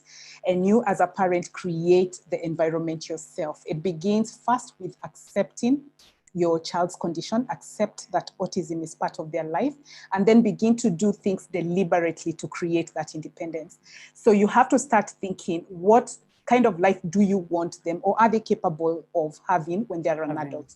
If you're working towards independent living, then you need to begin to practice those independent living skills early. So I like to think that for kids with autism, unlike typical kids who get it quickly, with autistic children, you have to start earlier.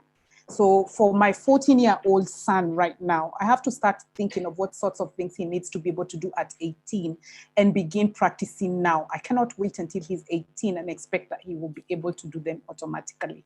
So yes, there is a correlation between independence and environment, and it is up to the parent to create the right environment for their child to be independent. Get the resources that you need, involve your entire family and community so that your autistic child is not reliant on you only, that only when you give them dishes to wash will they wash. They need to be able to do it if grandma or auntie or uncle sends them. They need to be able to translate these independent skills that they learn in the home environment into a work environment.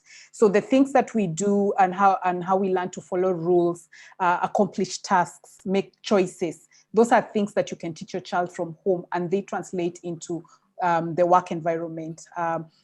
When you're going shopping, don't leave your child behind if they can cope with it, because they need to learn that you don't take things without paying. So you as a parent are 100% responsible to begin that process of creating independence. Thank you very much. Okay.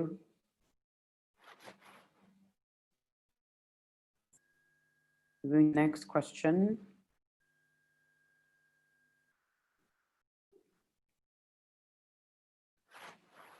Nobody has actually chosen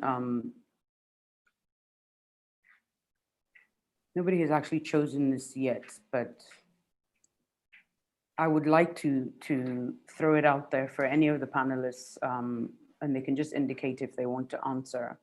The question is from NEA, and how do you manage sleep problems with a 12-year-old autistic boy who sleeps very late and wakes up very early? Sometimes he wakes up in the night and finds it difficult to get back to sleep. Someone told me about melatonin tablets. Now, the reason I've chosen this question is because I have a sibling who's on the spectrum, and she's in her 50s now, and she still has problems sleeping. She goes to sleep late and wakes up very early. So please, any of the panelists that may want to answer that question. Let me just pick one here.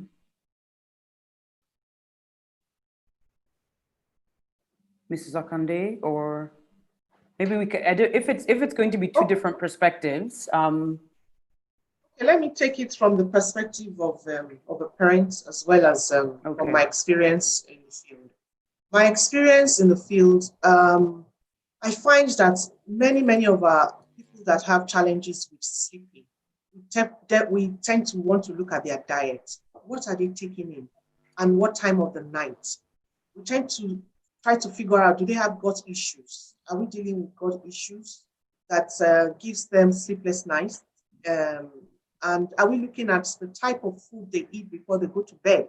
And also, I find that sometimes when we take on things like milk, at night, we find that they have a rub because of their sensory overload. Tend to see them maybe having some kind of stomach issues sometime around the night, and this sometimes keeps them awake. So Nutrition, I feel, plays a part when it comes to a child or an adult not sleeping well.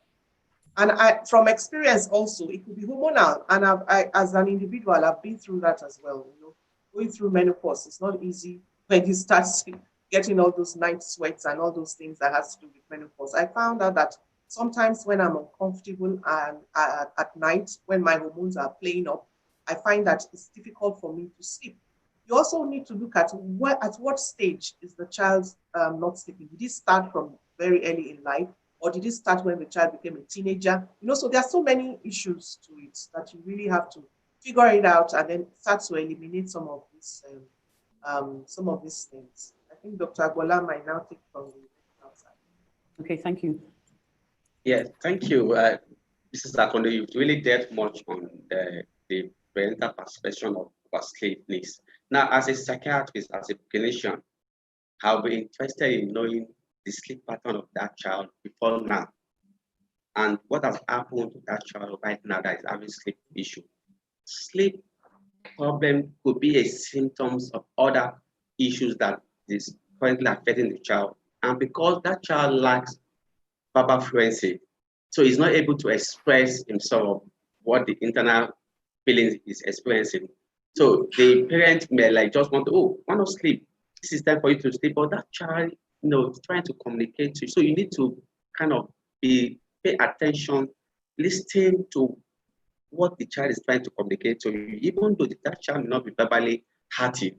Now, for a child with sleep disorder or sleep issue, you're talking about what we call sleep hygiene. Sleep hygiene has to do with the environment near the room, the bedroom. It should not be overstimulating. For instance, a child that is having sleep issues and is on his laptop, fiddling with his phone, of course, sleep will not come. So at the time to go to bed, the environment should be made conducive to stimulate sleep. The lights should be off. Now, apart from that, if I haven't tried all this, and of course, from what Mrs. Akande mentioned about the diet, some people, if they eat late in the night, it also impairs their tummy, and it also, in a way, impairs their sleep hygiene. So if you minimize or eliminate good food as being a cause of sleep disorder or sleep problem in that child, then, and if sleep hygiene fails, then you may need to seek expert opinion to evaluate any other condition in addition to the autism that child is having. And there are quite a lot of symptoms, emotional problems that could afflict, I'm sorry to use the word affliction, that could occur in a child with autism, just like any other children that are in the normal population. So if such a child is having issues like maybe emotional feelings like depression or anxiety, of course, sleep disorder or sleep problem will be a major issue. So you may need to see a specialist or a clinician to evaluate what other symptoms such a child is going through. Thank you, sir. Sorry, I have to cut you off there because we've answered this question in two parts now, and we've gone over the 2 minutes.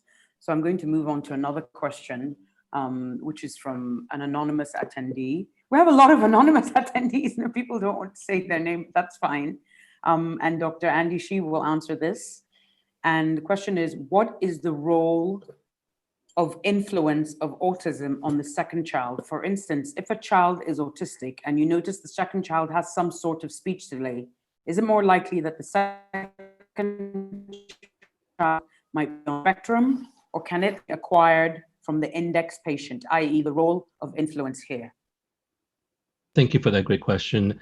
There was a question earlier about the likelihood of having a second child on the spectrum if you have already one child on the spectrum.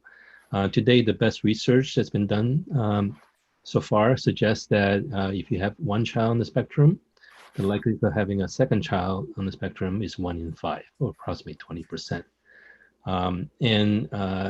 And that means children that meet the diagnostic criteria. There are also a suggestion that a younger sibling of a child with autism may also have other conditions such as learning difficulties, social issues, and so on that do not fully meet the diagnostic criteria. I think thing you want to probably pay attention to is that just because you have one child on the spectrum doesn't always mean that you have a second child on the spectrum. And that depends on the kind of genetics that's involved. Some families tend to have more children on the spectrum than others. So for example, if your first child on the spectrum is due to a rare genetic lesion, then the chances of having a second child with that rare de novo genetic lesion will be very, very small. And it's not likely that you have a second child with autism.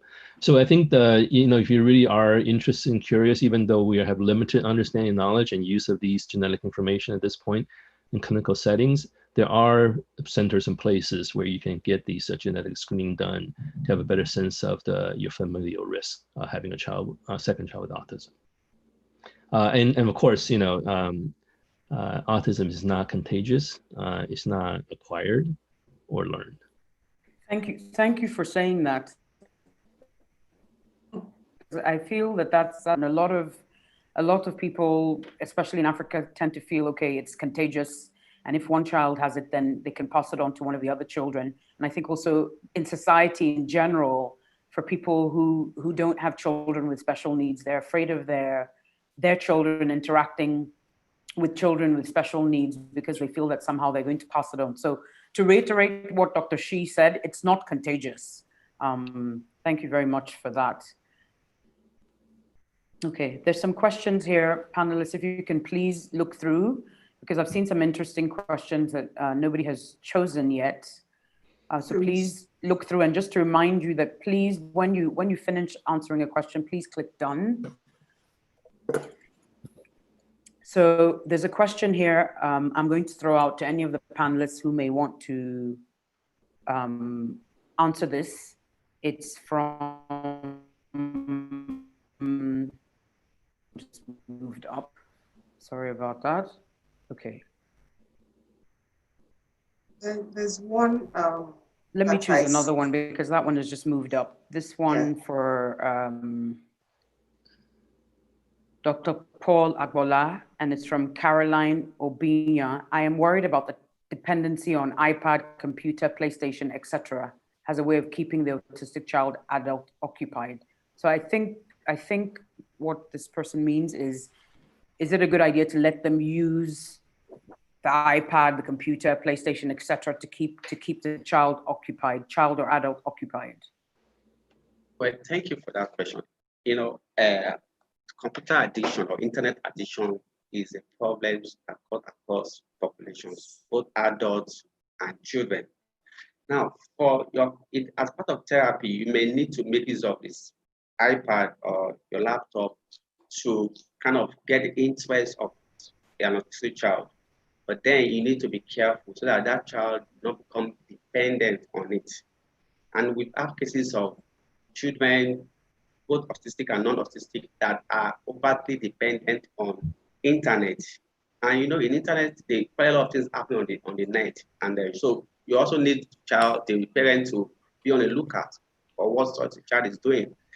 Fine, therapy could involve use of internet, but then you need to be careful so that child will not become dependent on it. And a lot of social vices also go on the internet.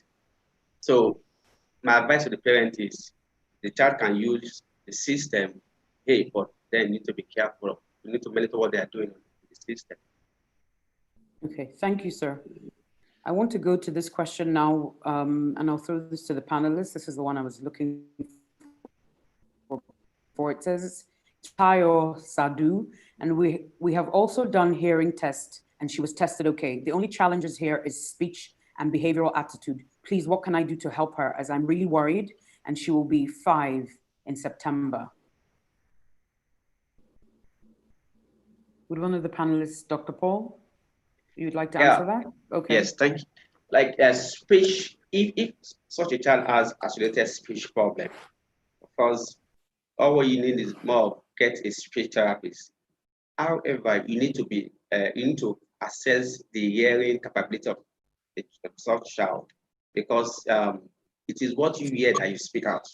So if that child is not having hearing deficits, as in sensory deficit, then you could be rest assured that almost that child is more of a training in speech therapy, as in expressive speech disorder. That is what that person is experiencing. And of course, with speech therapies that are bound, those a child can be helped.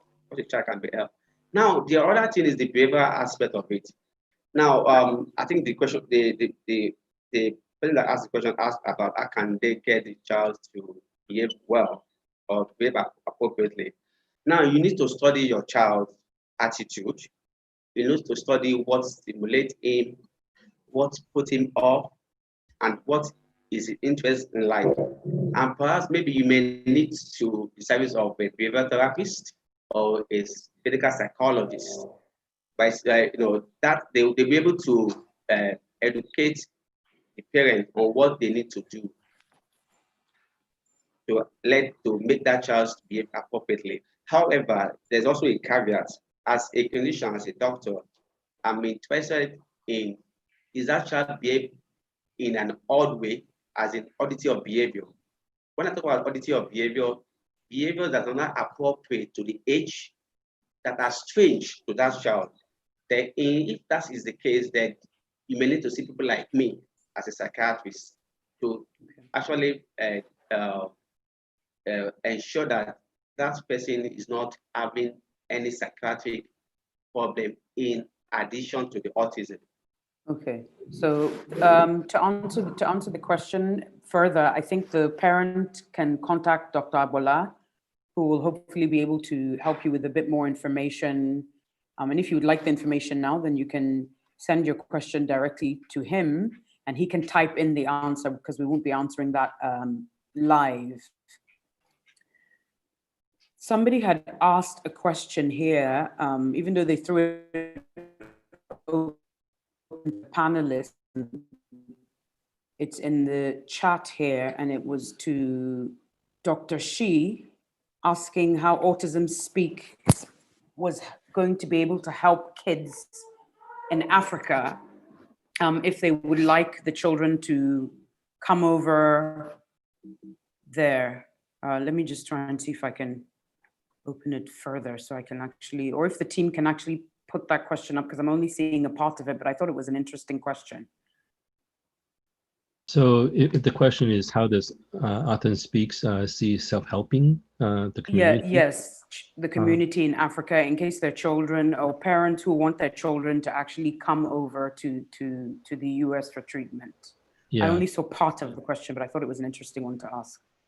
Right. So you know, we do occasionally help connect parents with resources, with those who with specialists and therapists in other parts of the world. But most of the time we try to recommend, encourage building capacity at home. I think there are many talented individuals and really with tremendous expertise, like my colleagues on this panel here, who can really provide support, very excellent support for our children and family. And that so what we try to do in Africa, as well as other low and middle country, is actually to focus on capacity building, right? To focus on training of specialists as well as non-specialists, parents that Dr. Dixon talked about yesterday, so that overall there's greater ability within the community to better support the children and families. And the other thing we do is also we try to deliver data information to policymakers to inform their policymaking, so that more responsive policy and program can be developed and supported by government as they should be. Okay. All right. Thank you very much, sir. We're almost out of time, but I just want to ask one more question. And this is going to be to Jaki Mathaga.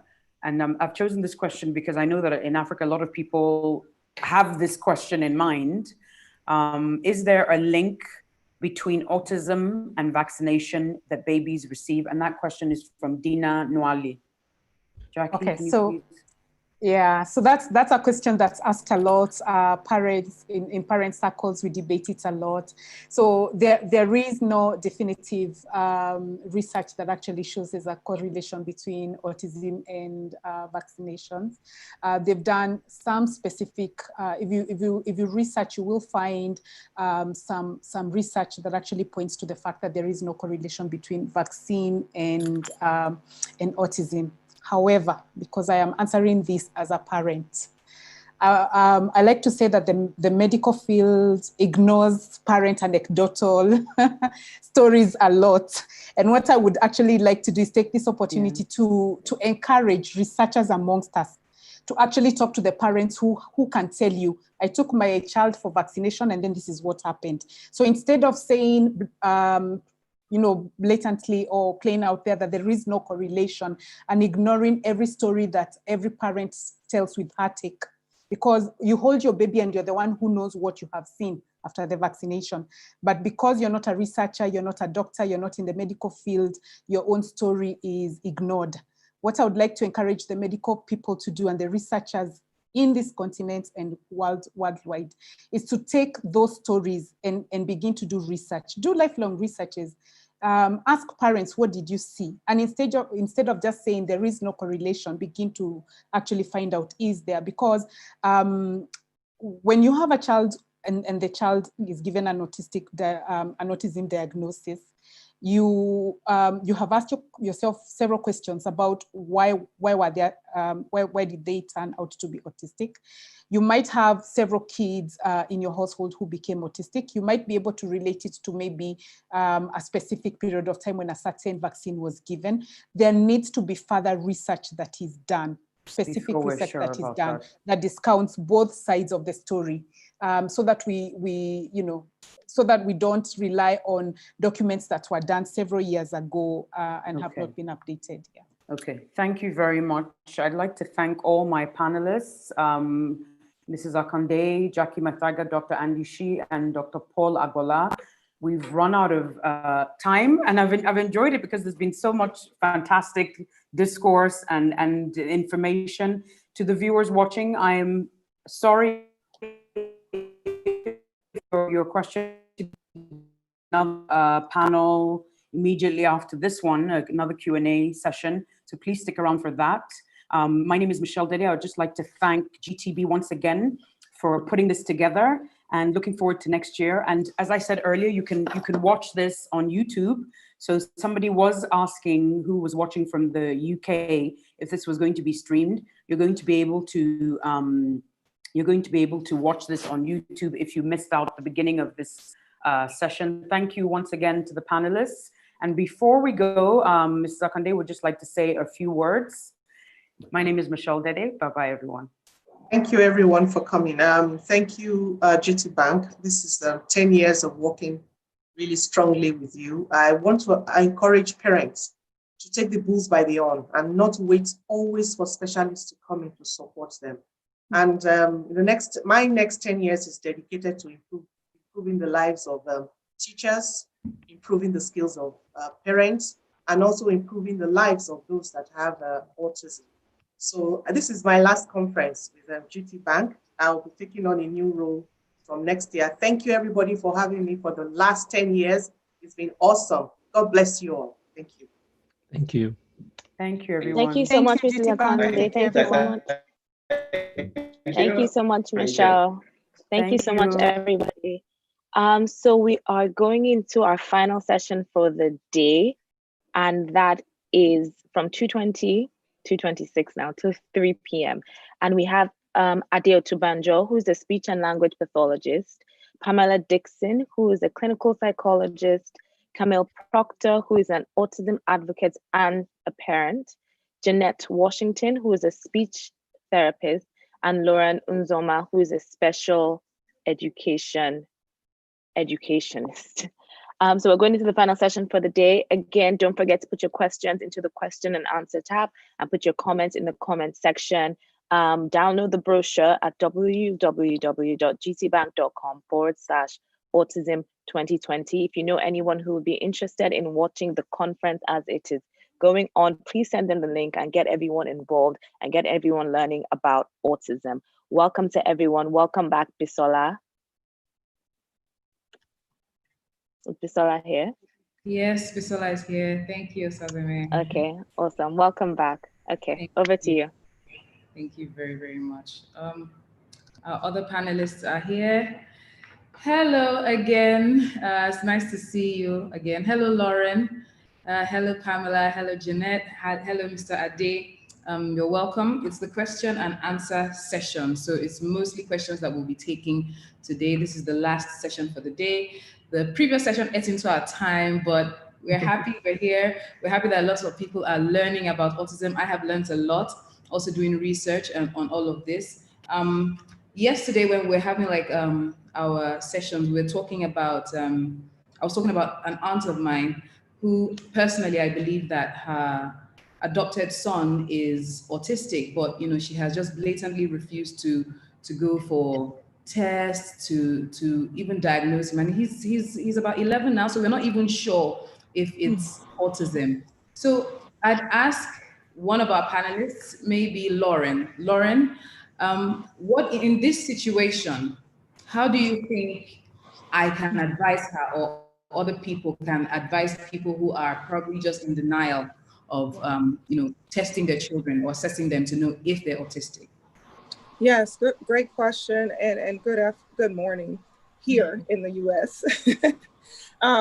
So I think that we have to remember that there's a piece where people go through stages of grief, actually, when they find that there is something different about their student or their child.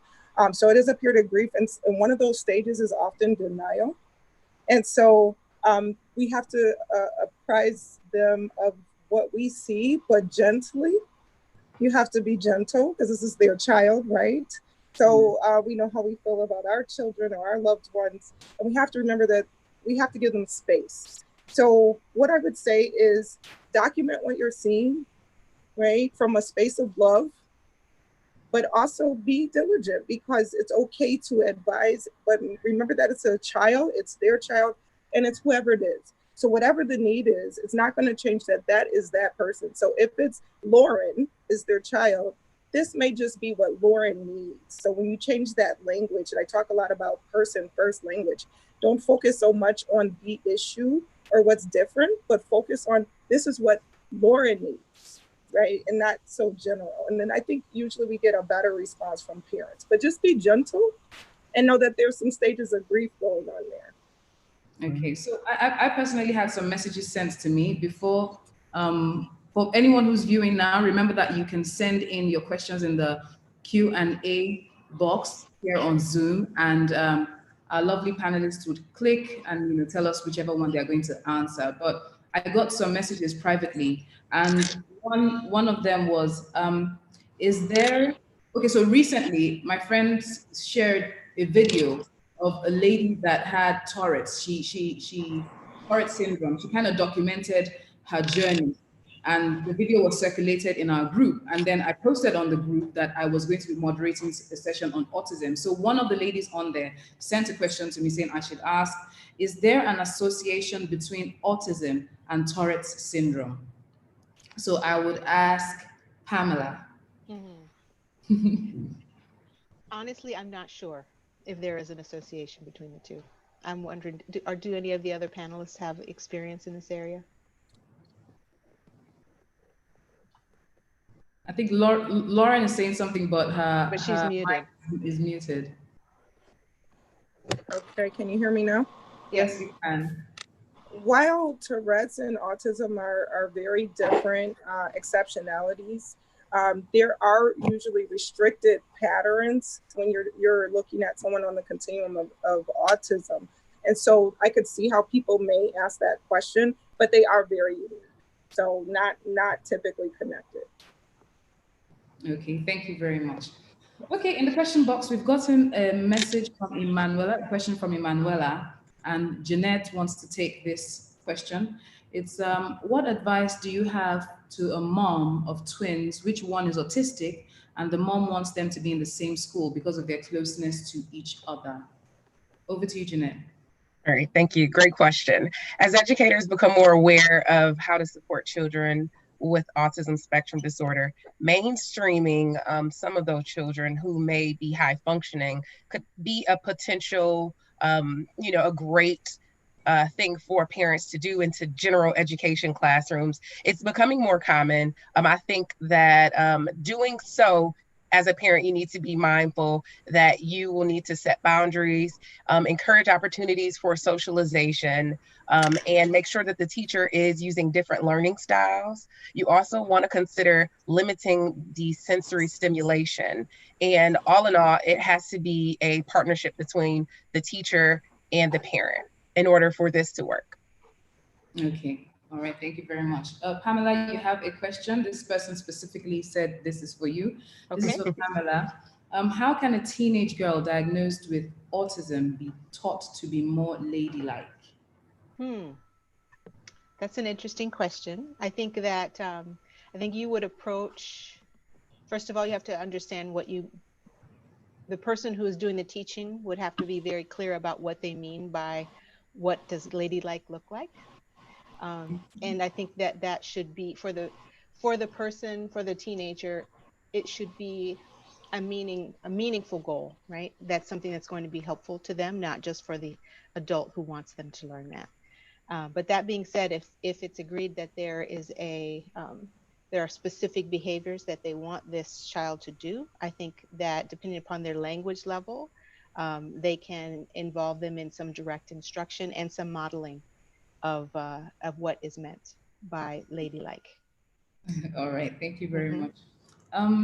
Ade, I'll be throwing this question to you. It's, are medications useful in treating the behavioral problems of autistic children? I definitely do not agree on that. I think the most important thing, we have to look for what is causing the behavior. That's the number one thing we have to look at first before we start thinking of medication.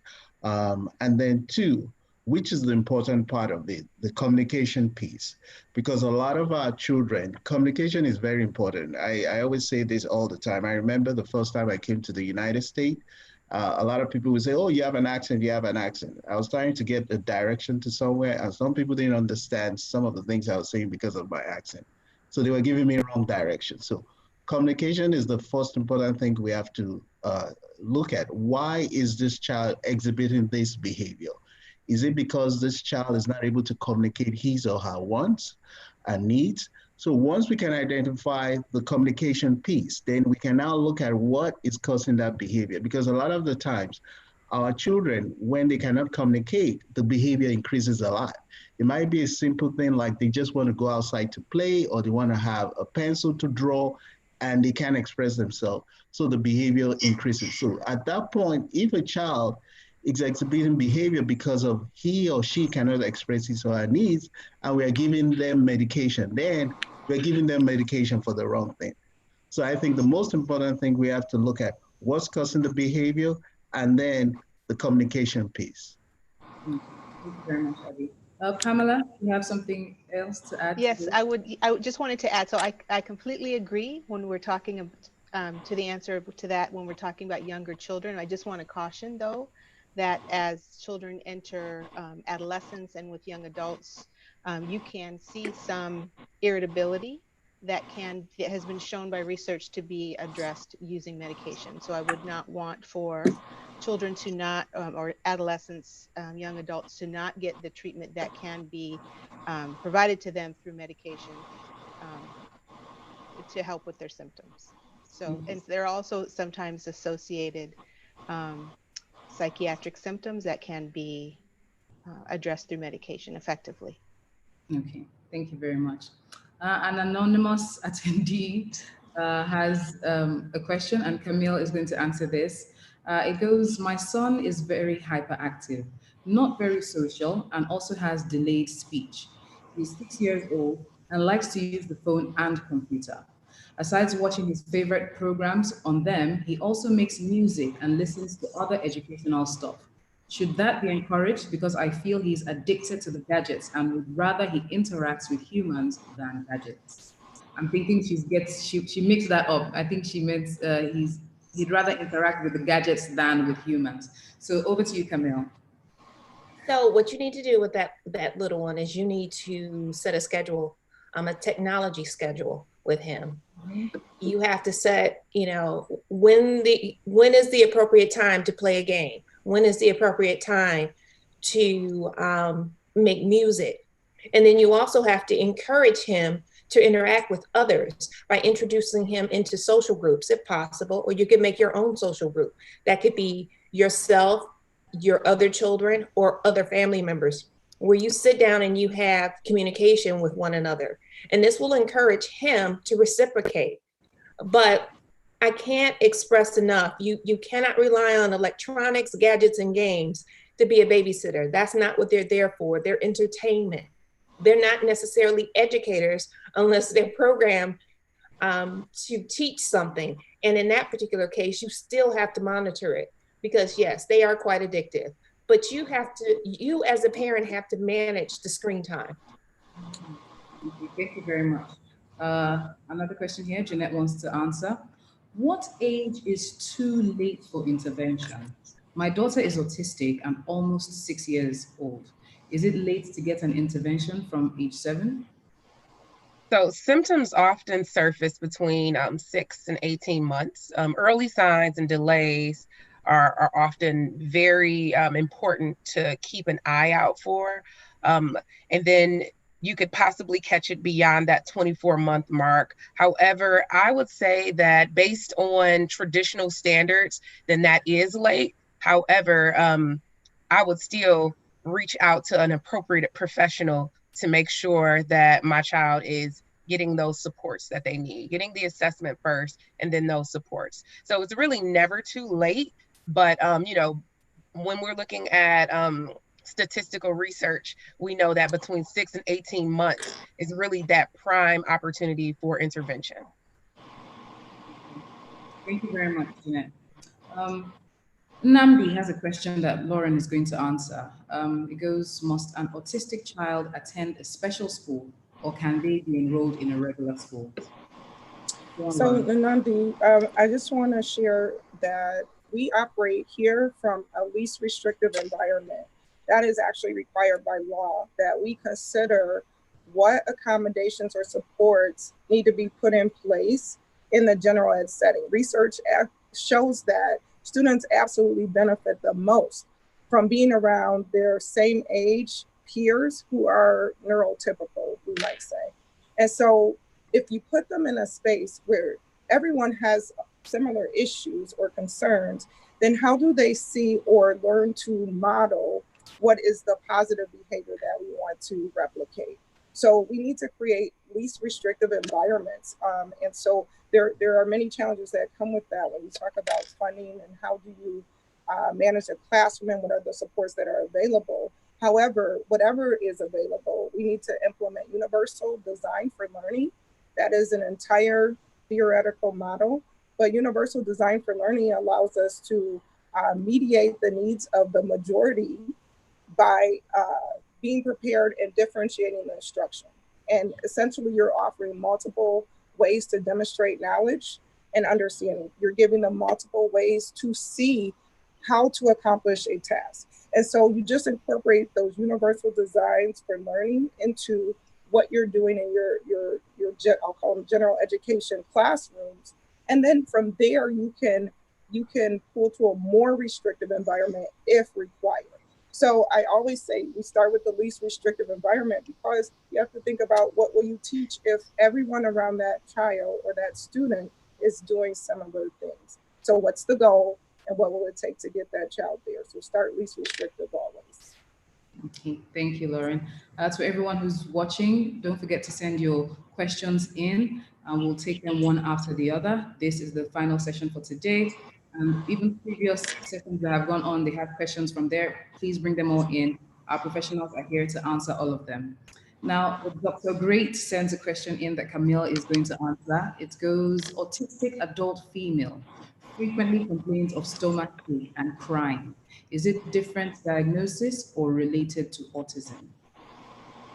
So here's where we go back to a question from my previous panel where we talked about gluten-free diets and stomach issues and dietary restrictions. There may be actually something wrong with their stomach. And this is something that needs to be diagnosed, and she needs to see a doctor immediately so you can find out if there is a correlation between an allergy or if she has some other type of problem. So I can't necessarily say, as me not being a doctor, if it's connected to her autism, but it sounds like there's something wrong with her GI, her stomach. Thank you very much.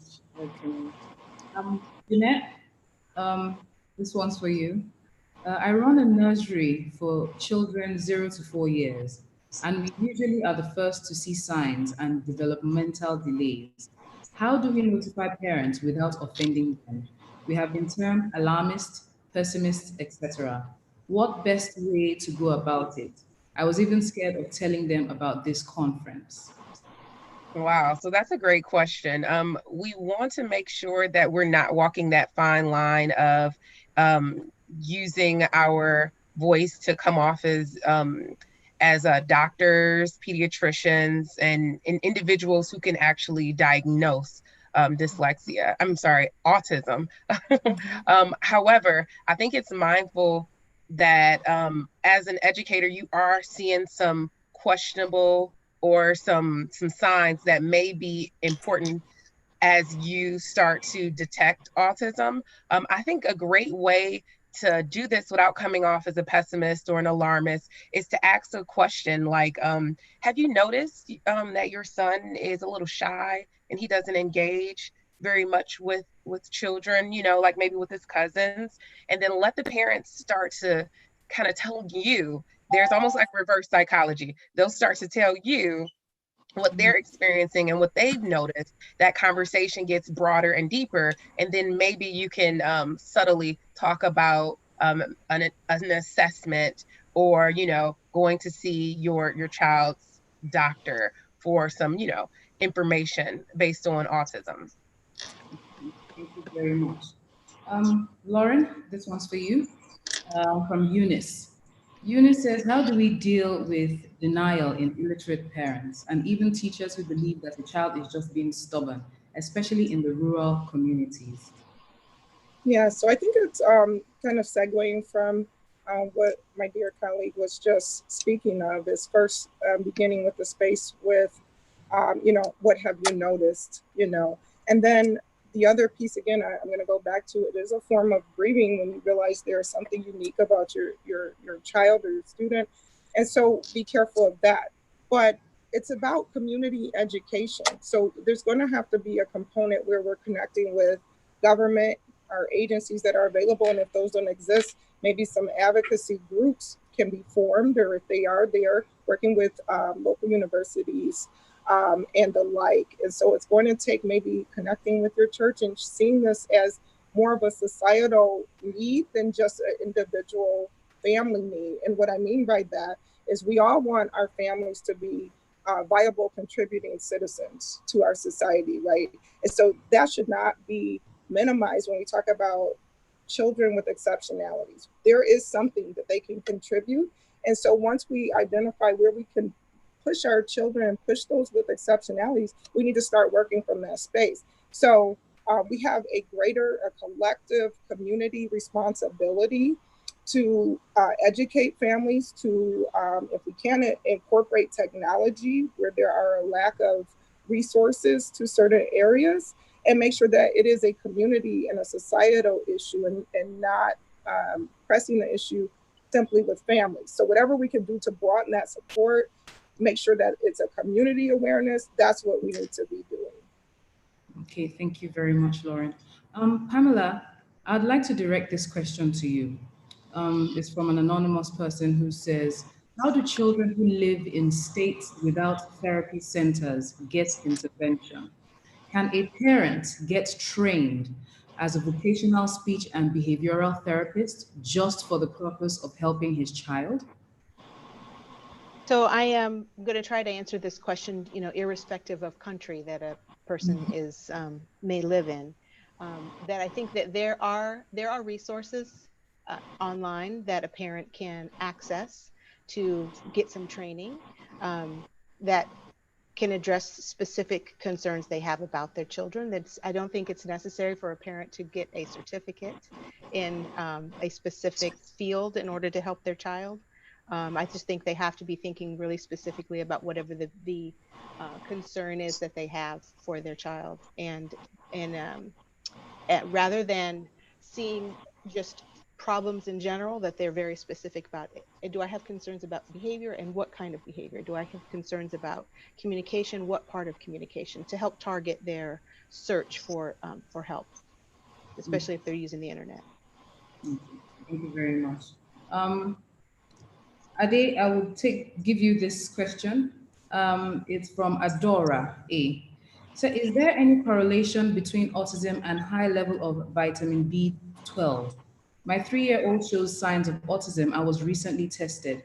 He had very high levels of vitamin B12. Just to note, he is very well read from age 2.5 and is very good with numbers too.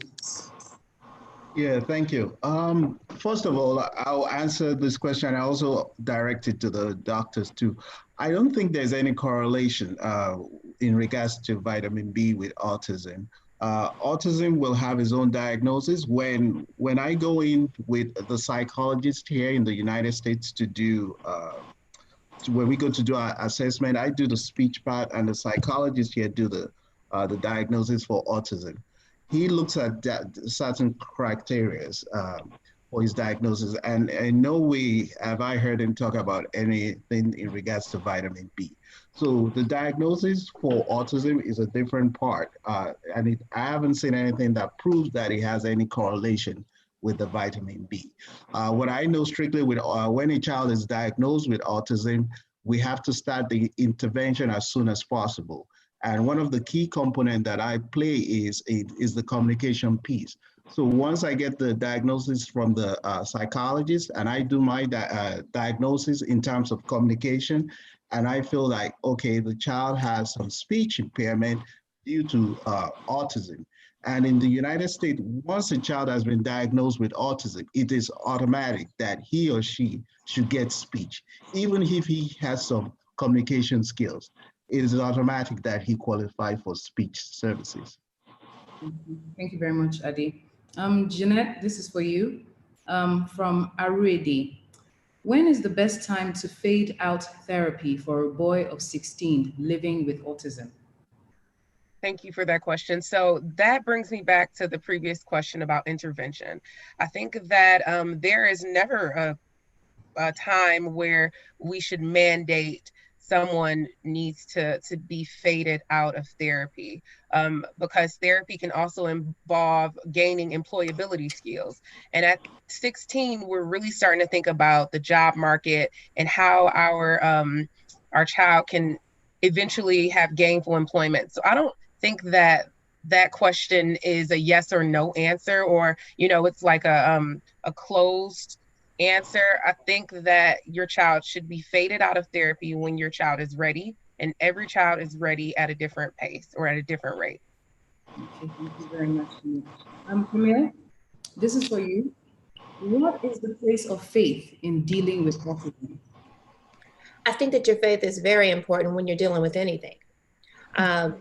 Having a strong belief system is very important, because that's going to get you through the task that you're going to need to complete with your child, which is that's going to support you as you guide your child through therapeutic interventions. That faith is going to help you when you are now in the passenger, when you become a passenger in your child's car, as they lead you to where they need to be. So long and short of it, your faith is everything. And it's one of the most important components to this journey that all of us parents travel. We travel through faith, we travel through love, and we travel through hope. Thank you very much, Camille. Pamela, this one's for you. As a parent to a 16-year-old non-verbal autistic daughter, how do I train her to be independent? Thank you for the question. So I think with anything anything that we're trying to do with children, we should break down specifically what behavior or challenge we want to address. So I think, first of all, that none of us is completely independent from one another, right? There's interdependence amongst us, no matter our diagnosis. And that if we're talking about a young adult, especially, of course, you want to have high expectations of them, but you also want to not have expectations that exceed what they may be capable of, right? So I think you would start with a specific skill that you want that teenager to learn to do. So for example, if it is, I don't know from the question, but so say it's they want independence with washing themselves, with bathing, then you would take that behavior and you would break it down into the smallest parts possible. So for example, you would say, okay, what are all the steps involved in bathing?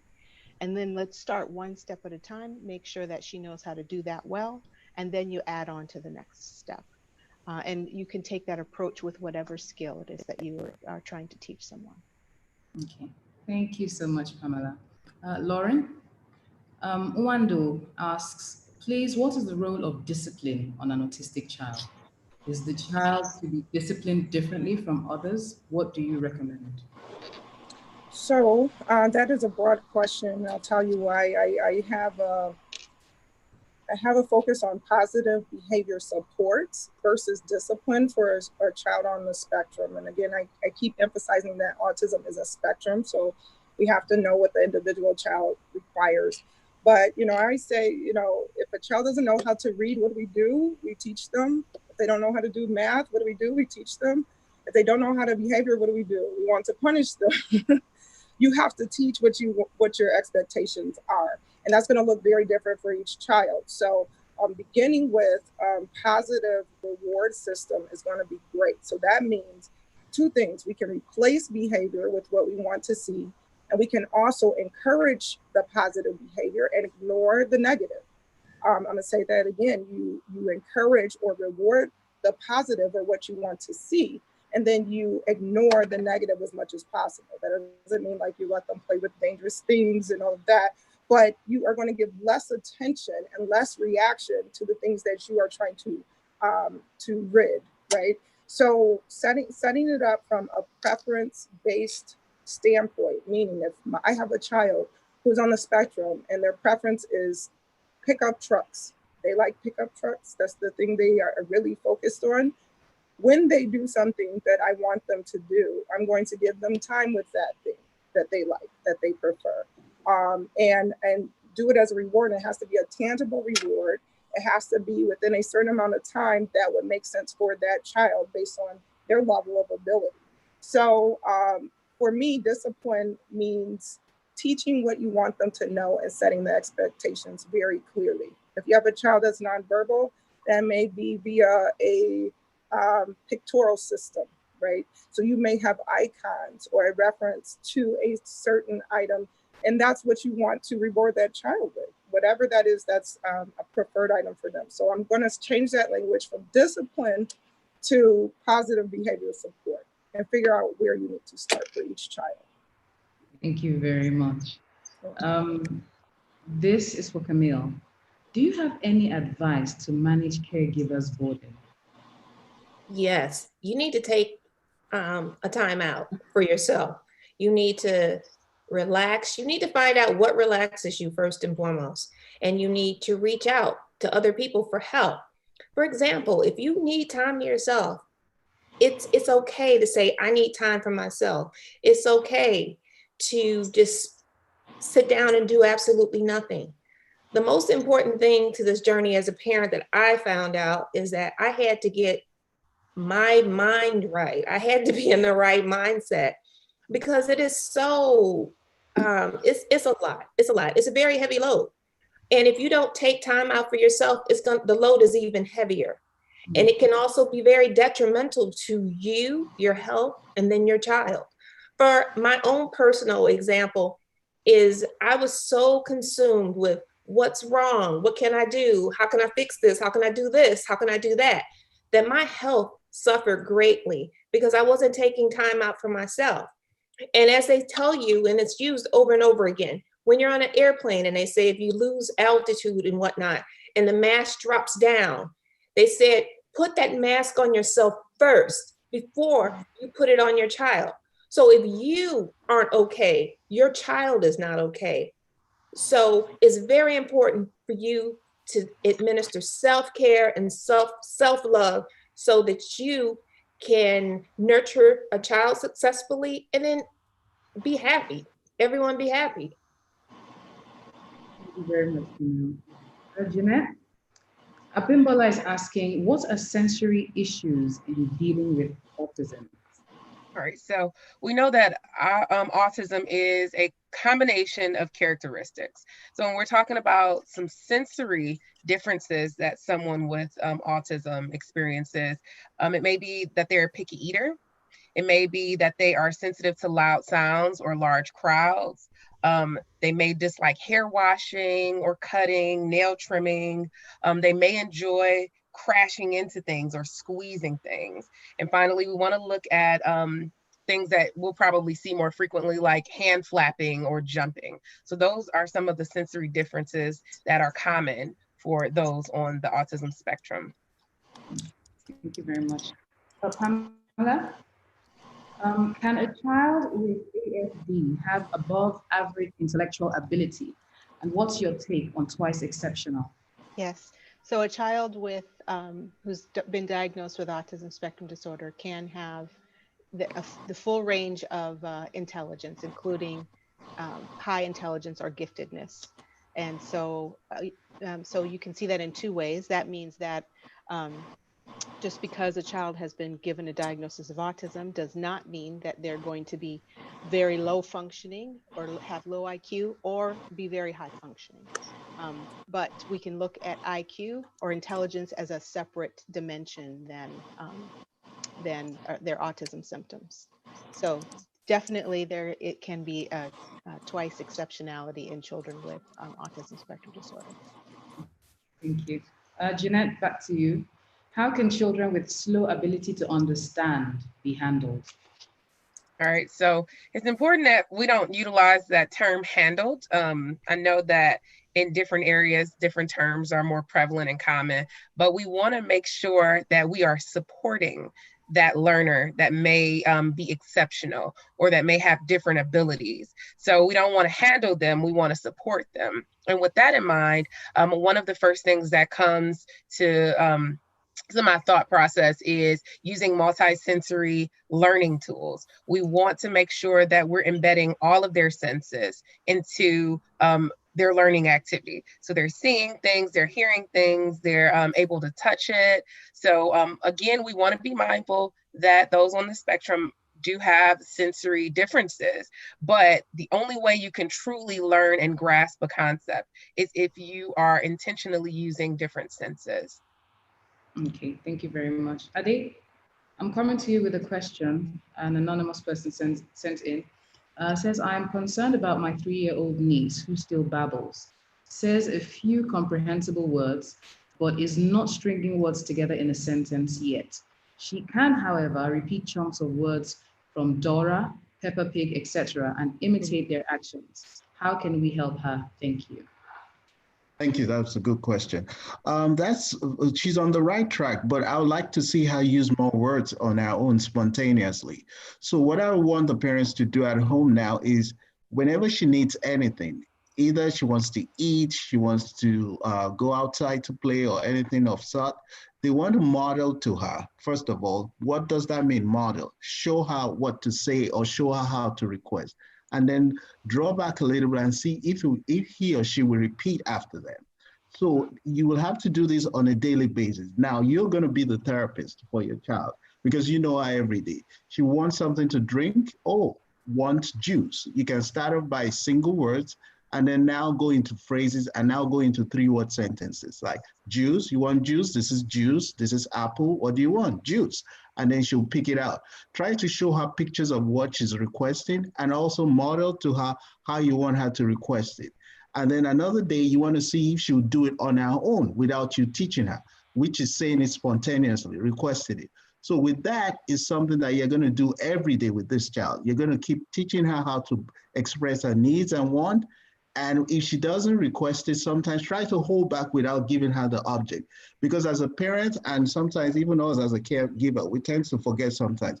We know what the kids want and we let them go for it, or we let them get it. And once a child is getting what he or she wants, the tendency to use the words, if she's able to use those words to request those objects, she will draw back on it and she will just keep grabbing onto things. So what I want them to do is start teaching her how to use those words spontaneously, and then drawing back and see if she will use it on her own. Yeah, thank you very much. Jeanette Amkaba says, does the use of computer present a possible skill in ICT for the autistic child? Short answer, yes. We definitely want to tap into the interests of our autistic learners, and even an atypical learner. You want to tap into the interests of those learners, essentially. So if a learner is showing interest in technology, then you want to look at ways in which you can enhance that interest in technology, start using it more frequently, and really building those skill sets so that that individual can build those employability skills and be able to secure gainful employment at some point. So yes, I think that using technology can certainly be a great gateway to understanding an autistic learner's gifts and learning some advantages that may come along with using technology in this technology present world. Okay, thank you very much. Jeanette, someone just dropped a comment for you saying to Ms. Watson, thank you. You have mentioned the different sensory difficulties.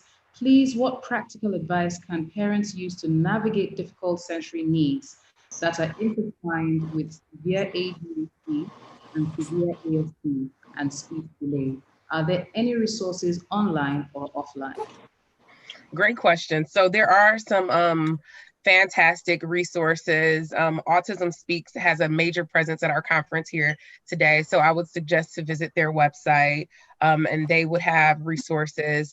As it relates to kind of navigating that as a parent, I think it's important to do your research, to really spend some time understanding your child's likes and dislikes, and to go online and really communicate with communities that are already established, because there are communities that are vetted in a lot of the processes and protocols.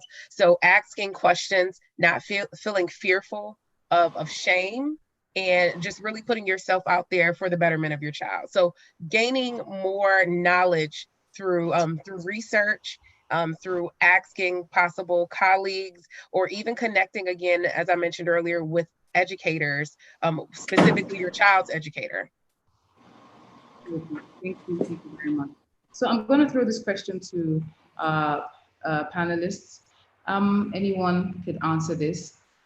It's from an anonymous person. Could environment help autism? We live in the UK, but anytime we travel to Nigeria, which is once in 3 years, my son improves. Twice we have gone to Nigeria. He is 9 and he has stopped the use of napkins the first time. Second time, he was able to use the toilet to improve. So, who's willing to take it? I lost the last part of what you were saying. Okay, so she says, I'll take the question all over again. Could environment help autism? We live in the UK, but anytime we travel to Nigeria, which is once in 3 years, my son improves. Twice we have gone to Nigeria. He is 9 and he has stopped the use of the nappy the first time. Second time, he's able to use the toilet independently. So basically, could environment help autism? Yes, I would say a few things. There's an age-old argument about nature versus nurture, right? So nature being those intrinsic things, the things that come from your DNA and genetics. And then nurture, how you actually grow and the environment nurtures that being, right? So you can actually overcome some things that you may be genetically predisposed to. I would say that I have a international family, so my family's in Kenya, right? So when we go, the environment is very different. So my young boys, they can go and they are allowed to do things they would not be allowed to do here in the States, in their environment in a city. And so the encouragement to do the things that I may or may not even know they're doing from their family allows them a certain confidence and a place to explore different things.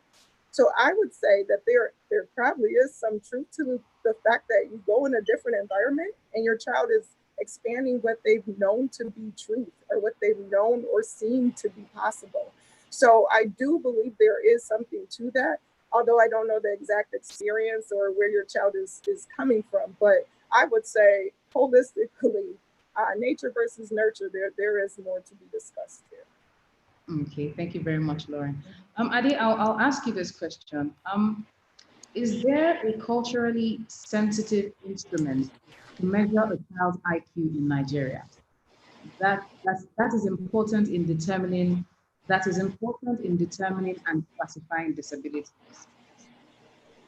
I don't believe so. I think all tests should be done the same way because you're still measuring the same thing. It doesn't matter where you come from. The most important thing that you should also look at is the language that is being used more in the house or in the environment where this test is going to be done.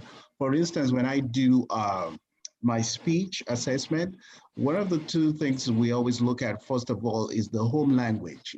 Are they using more English, or are they using Yoruba, or are they using Igbo, or are they using Hausa? So we want to see which language the child that we are going to test is more exposed to.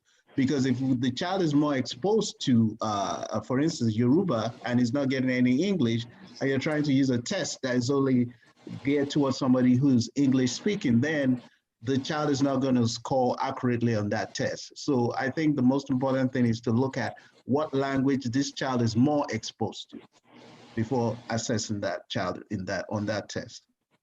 Thank you very much. From Umar Al-Hassan, Pamela is going to take this. He asks, how do I understand an autistic child? So that's a very good question. I'm going to assume we're not talking about articulation, but just understanding in general. And I think, that the main thing is that children, we all communicate in many different ways. And with children on the autism spectrum, a lot of times they're communicating with us in their behavior, specifically their challenging behaviors. And so what we might just see as acting out or having a tantrum, if we look at it carefully, we can find out that they are using that behavior to communicate something to us. And then another way is to pay close attention to what a child is looking at. That's going to let you know what is interesting to them or what their needs may be, and what they're gesturing towards. So if they're reaching for something, of course, if they're just orienting their body towards something, that's a way for them to communicate. And they may be, trying to get us to help them meet their needs, but we just don't always know it. What they're, we don't interpret that in that way. So paying very close attention to what a child is looking at, orienting their body towards, and also looking at their challenging behaviors. Ade, you have a question that's specifically directed to you. It's from Dr. Hadiza Bawa Garba. If the child has some exposure to Hausa, will it be better to stop speaking Hausa at home and focus on one language in order not to confuse a child with ASD that has speech delay and is exposed to English and Hausa? Thank you. I personally say every child has the ability to learn two different languages, but I will prefer to see what language the child is more exposed to. If like he said, the child is more exposed to Hausa, I think he said. But is he going to school? Is that child just homeschooled with Hausa, or is he going to school, and in school are they also using Hausa, or are they using English? So that's another thing that I would like to ask him. If he's also learning English in school, so we want to use both. We want to make sure that child has that foundation for English, because when he goes to school, he's not going to be learning with Hausa, he's going to be learning with English. And anything they're teaching him in class, if there's nobody in the class to translate to him in Hausa when they speak it in English, then the child will be lost in the school environment. So I want to see him learn English also, where when at home there's also targeting the Hausa language. But I would want to put more emphasis on the English because he's going to school, he's going to be learning all his things in English, so that way he's giving that foundation to carry on in the school. Because, you know, we all learn 2 or more languages. We have the ability to learn 2 or more languages. So that should not affect him from speaking, you know, that should not affect his speech. Okay, thank you very much, Ade. Camille, this one's for you. The question goes thus: my boy eats a whole meal, but brings up the whole meal in bits. When he takes water right after meals, he can ruminate, I'm guessing she's trying to urinate, for 2 hours or more. How can we reduce it? So ruminating behavior is common with some. My son had ruminating behavior. He would just, I don't know, he thought he was what we have here in the States, a squirrel. He would just package it in his mouth and just walk around with it for hours. And then all of a sudden, or either he would chew something and then he'd go, and he'd have a smile on his face. He actually got pleasure from that. But the problem with that behavior is that that can cause problems with your child's stomach and your child's esophagus. So it's very important that you take your child to a doctor to see if there's some underlying issues with that. So please take your child to get examined by a physician because there may be a problem. Okay, thank you very much, Camille. To our attendees, this session is going to come to an end soon, so you can quickly send in your messages. We can take maybe 2 more or 3. But before that, I would just throw this out to our panelists. There's one here from an anonymous person that says, is walking on tiptoes at the end of the 3rd year an autism issue, especially when it's accompanied by picky eating, can't or wouldn't chew, pointing instead of talking, sleep issues, and would hit anybody when he can't have his way? So who would like to take that, please? Jeanette? Sure. Being voluntold to answer. So I think that those are some suspicious behaviors, and that you should certainly consider going to get a screening or a full-on diagnosis to see if there are any issues. I feel like parents, a lot of times we see things and we don't say anything about it. However, it's very important when you notice something that is suspicious, or even the fact that you had to inquire about it here, you should certainly go to a physician to see if that child meets those particular criteria of potentially having autism spectrum disorder. Okay, thank you. Thank you very much. Pamela, you have something to add to this? No, I don't have anything. That's fine. Okay. She said it all. She really did.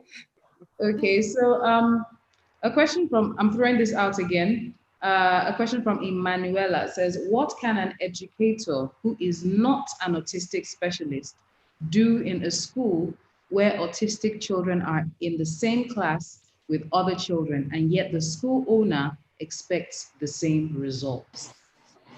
I will start off, and then hopefully someone will add.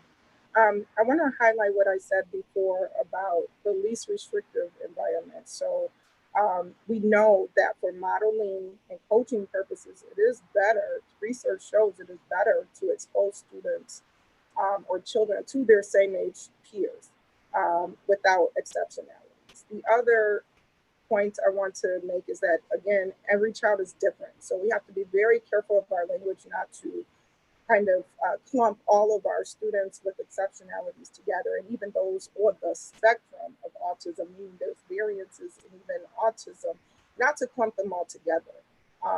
Here we use individualized education plans for students who have exceptionalities.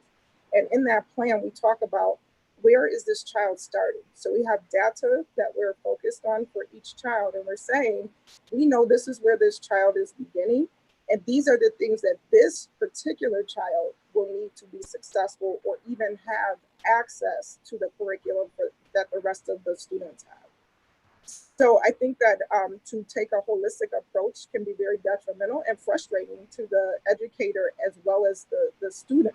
And so if there's a way to take a moment to sit down and come up with a plan for your student with the family involved, because again, you know, clinicians know what they know, educators know what they know, but the family knows the student well, and we have to incorporate that into what we need to do. So you set a goal for that child. It may be in the area of reading, it may be in the area of math, it may be behavior first. And you try your best to incorporate universal design for learning. I'm throwing that word, that title out again, universal design for learning, meaning you look at your classroom environment, you look at your education environment, and you say, what are the things we could do that will support everyone?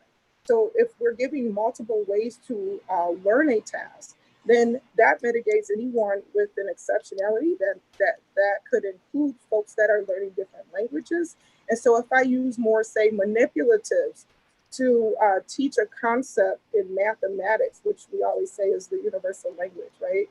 So mathematics being a universal language, but if I don't speak your exact language, I can show you using manipulatives. It could be 3 beads to represent 3. And if I have low verbal or I'm nonverbal, or if I speak another language, I can still get that concept. So you take a look at your environment, you take note of what you have, and you take note of the environment in terms of furniture. How's that set up? What do I need to accomplish? Look at each individual student's strength, start with their strengths, and then you make a plan from there. And you set goals. Come back, check in on those goals, track your data, and then determine what's next from that. So that sounds like a lot. It is a lot because you're going to have the support of the administrator. And so there's some conversations to be had there. So I don't know what that looks like for each school, but in general, you can control your environment in your classroom as a teacher as best you can. Results-wise, I think it just has to be said that you may not be able to expect the same results from each child. It just depends on where they're starting. So that's the first step, knowing where they're starting, incorporating some universal design for learning, and individualizing the supports. Okay, thank you very much, Lauren. Okay, so this is going to be the last question. Oh, okay. I see Zomes here, but this is the last question, and I'm going to direct it to Adi.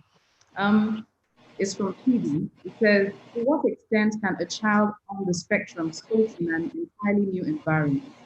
Family relocated to a French country from Nigeria, and the child has never been exposed to French language.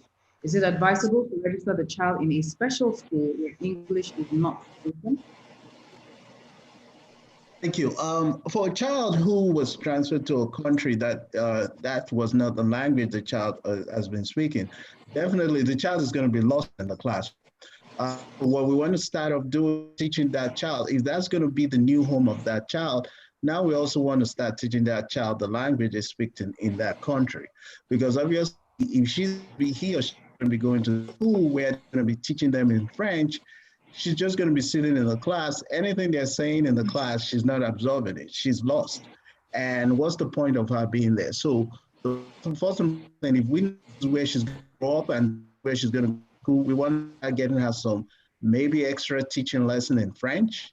Apart from her, learning in the school how to speak French, we want to get extra help for her on how to speak French, because if not, she's going to be lost. It's another example of me coming to the United States. When you go to Rome, you're like Roman, they say. So if you go to the country, of how they do things and learn in that way. So I definitely agree that child needs to be taught how to speak French and to understand French language. Very much, Adi. That will be the last question for this session. Thank you very much, Pamela, Jeanette, Ade, Camille, Lauren. Thank you for being part of this. If you'd like more information, like to read more on our panelists, just visit gtbank.com/autism2020. It's been a pleasure meeting you, speaking with you, learning more on autism. Thank you very much to GTBank, and hopefully we'll be here next year.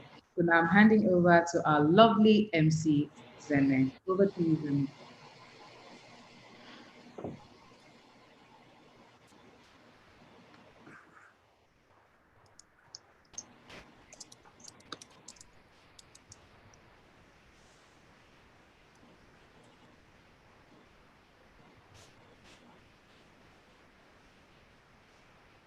Zeme has just, okay, anyway.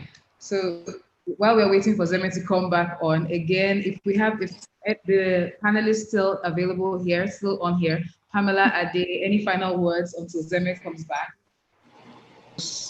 I would just like to say thank you to GT for putting this together. It's been a good journey, a wonderful journey. Thank you, GTBank. I would like to say that autism is a challenge. It's not a tragedy. So the world needs different kinds of minds to work together. And in that same vein, thank you for having me out today. Thank you. Yes, I think I'd like to say, oh, go ahead. Well, what I was going to say is I'd like to echo what everyone else has said. Thank you to GTV, but also everyone, I can't instill this in you enough. Before we leave, remember your child is important. Remember, it's important to love your child, and it's important for your child to know that they are loved.